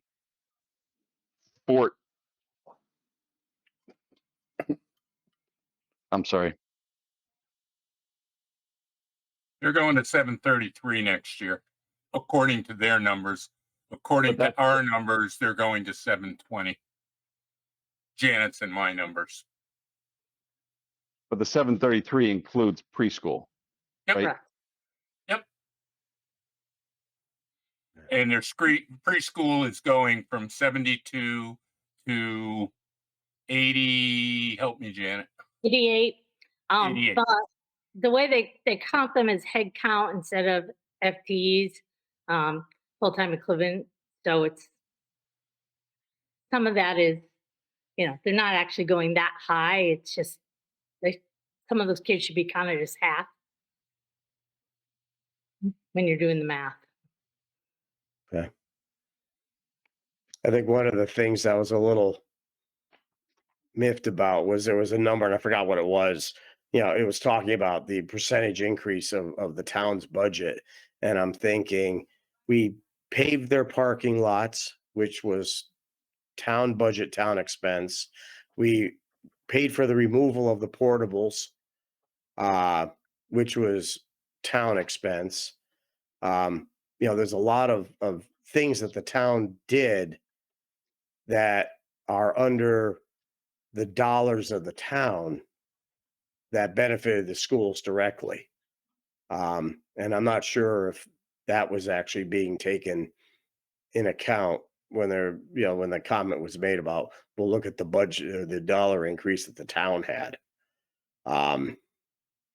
Yes, Diane. So based on those sorts of comments made,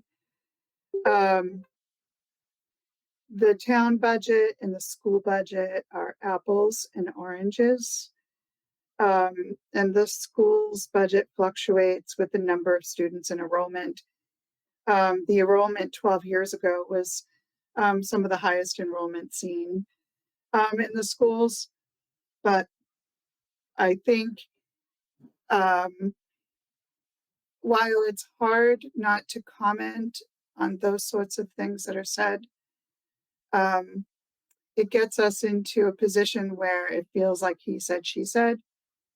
And I'll go back to what Tiffany opened up with earlier tonight. I'm not sure that any of us should or can get into the details of the Board of Ed or the RAM Board of Ed budgets, because it's not really within our purview. We certainly can react to things that they have said to us about the town budget. My only thought the only thing I was saying with the RAM Board of Ed, it sounds like they are decreasing their dollar amounts. And I'm not sure how that impacts Hebron. With And the that's percentage terrific. line. We do need to know about the bottom line. I do appreciate that. So it was an email that I just saw tonight. Things that they were doing out of this year's budget instead of, next year's budget. And I want to say they were actually now talking about a 3 whatever percent. And I just quickly looked it over, but that will have an impact on our bottom line, I would assume. I just don't know what.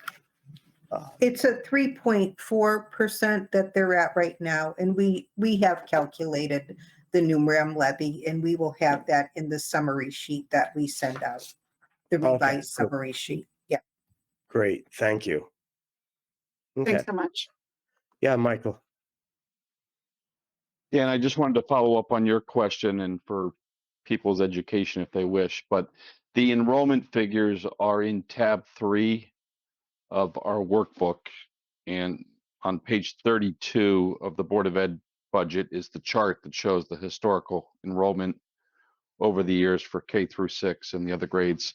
And on page 34 is the chart that shows projected enrollment for next year and years going forward.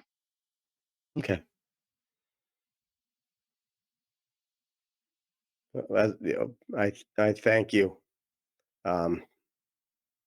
Danny, Yes. I'm doing it right now.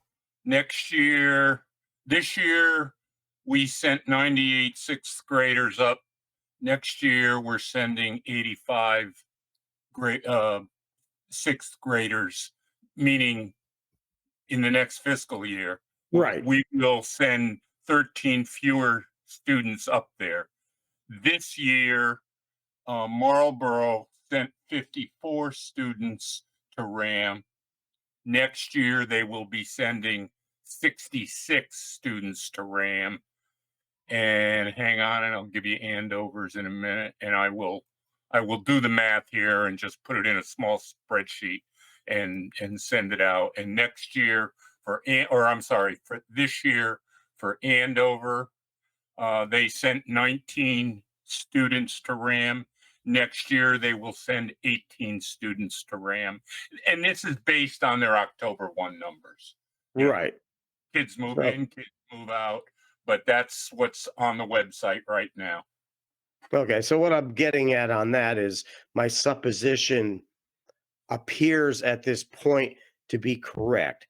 You know, 1 once year. we get past this fiscal year, this financial bump, it should level out or even possibly decrease, which will just be an easier burden, you know, to maintain or fall within that cap that the state has imposed.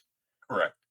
Yeah, that, you know, so not that it's free money, but No. hopefully we're not going to have to make the dire decisions that we're kind of forced with on this year. Well, not next year, but who knows about the following year? I mean, the numbers are out there and I can add them up, but the further you get out, the less relevant they are. Obviously, everybody knows Yeah. that people move in and out. And Yeah. So Well, at any rate, I'm trying to find ways of staying within the 2% or the 2 mil rather, and you know, within their 6.1%. And I'm just, you know, racking my brain on how do we present and where do we have to go? What do we have to do to try to get some that's going to be acceptable to the voters? You know, and I don't have the magical crystal balls, and sadly, we don't have all the answers. You know, so we're making some, you know, suppositions as to what some of the dollar amounts might be. But okay. Anybody have anything else?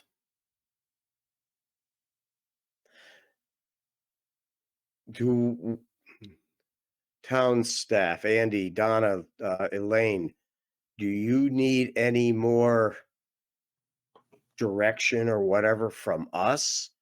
I mean, We'll work the numbers on what we heard tonight regarding payroll for the fire department. And then we'll make the deductions, and like Donna said, we'll recalculate the levy from RAM, so we should be able to come back, and then the reductions that you guys made will show you what that looks like. okay. Anybody else? A lot of smart people out there. I'm not one of them. Yes, Donna. Or I see oh, okay. I was gonna say Terry's gonna, yeah. We'll get through Peter first, and then we'll go into yeah, Public No comment. comment, right. public comment. Thank you.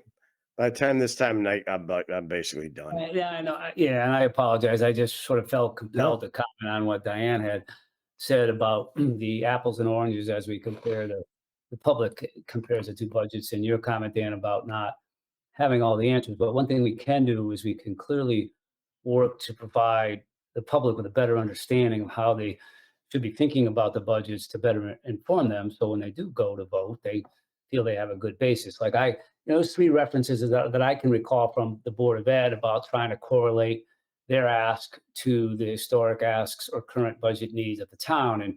And I still have yet to figure out how that's a relevant comparison. I mean, you have an operational infrastructure budget associated with the town. You have student enrollment fluctuations, as was mentioned, your education needs there. It is apples and oranges, but somehow it can be confusing to the public that because it all stirs up into one bucket, that we can compare the two relative to, well, you're getting the same or less, or it should be the same, or it's 2 different budgets and with 2 different sets of needs. And so I appreciate Diane's comments about that. And just as I was thinking about it, I recall that, at least that I recall 3 different references about sort of correlating what the Board of Ed wanted versus what the town has had or is asking for. And I have yet to come up with a rational thought process as to how those 2 are intertwined or the same, other than the bottom line. And so that is confusing to the public. So I appreciate the fact that we've taken the time to hopefully bring that to light and get people thinking appropriately about the budget. And we don't have the answers yet, but we clearly can make sure everyone has good information to make decisions on. So I just wanted to filibuster on that for a moment in closing. Thank you. Thank you. Okay, open it up for public comment. Terry? Thank you, Mr. Chair. Diane, I agree 100% with what you just said about apples and oranges. But for years now, I've been trying to understand the interrelationship of how we vote on these budgets. I've watched Andy cut and cut and cut for 16 years now when we get to this point, because we're trying to make sure the budget's going to pass.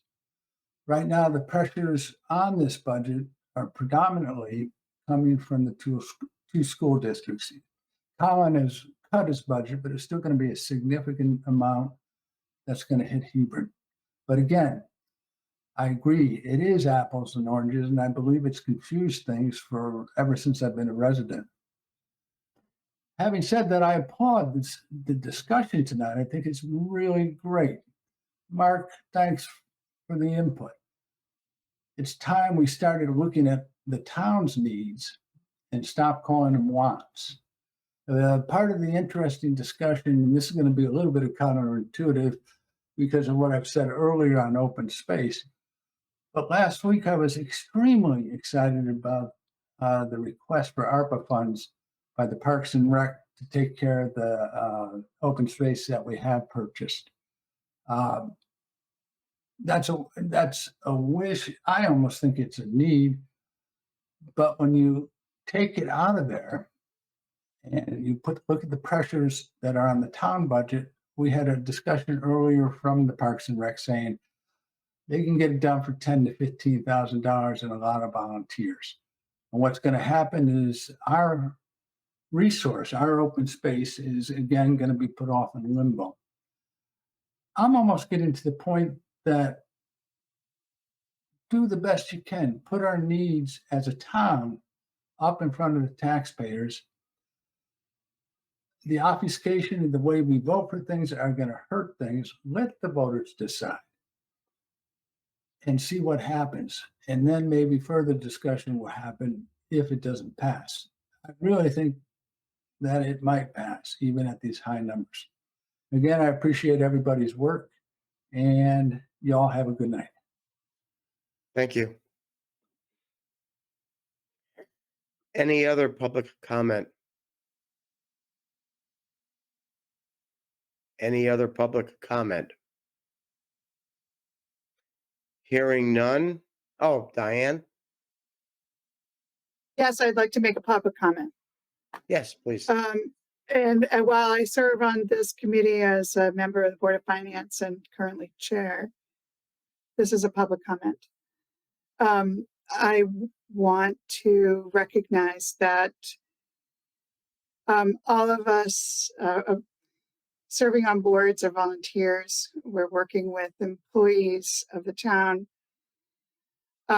Everybody is doing what they think is in the best interest, including our the members of the Board of Education for Hebron and for RAM.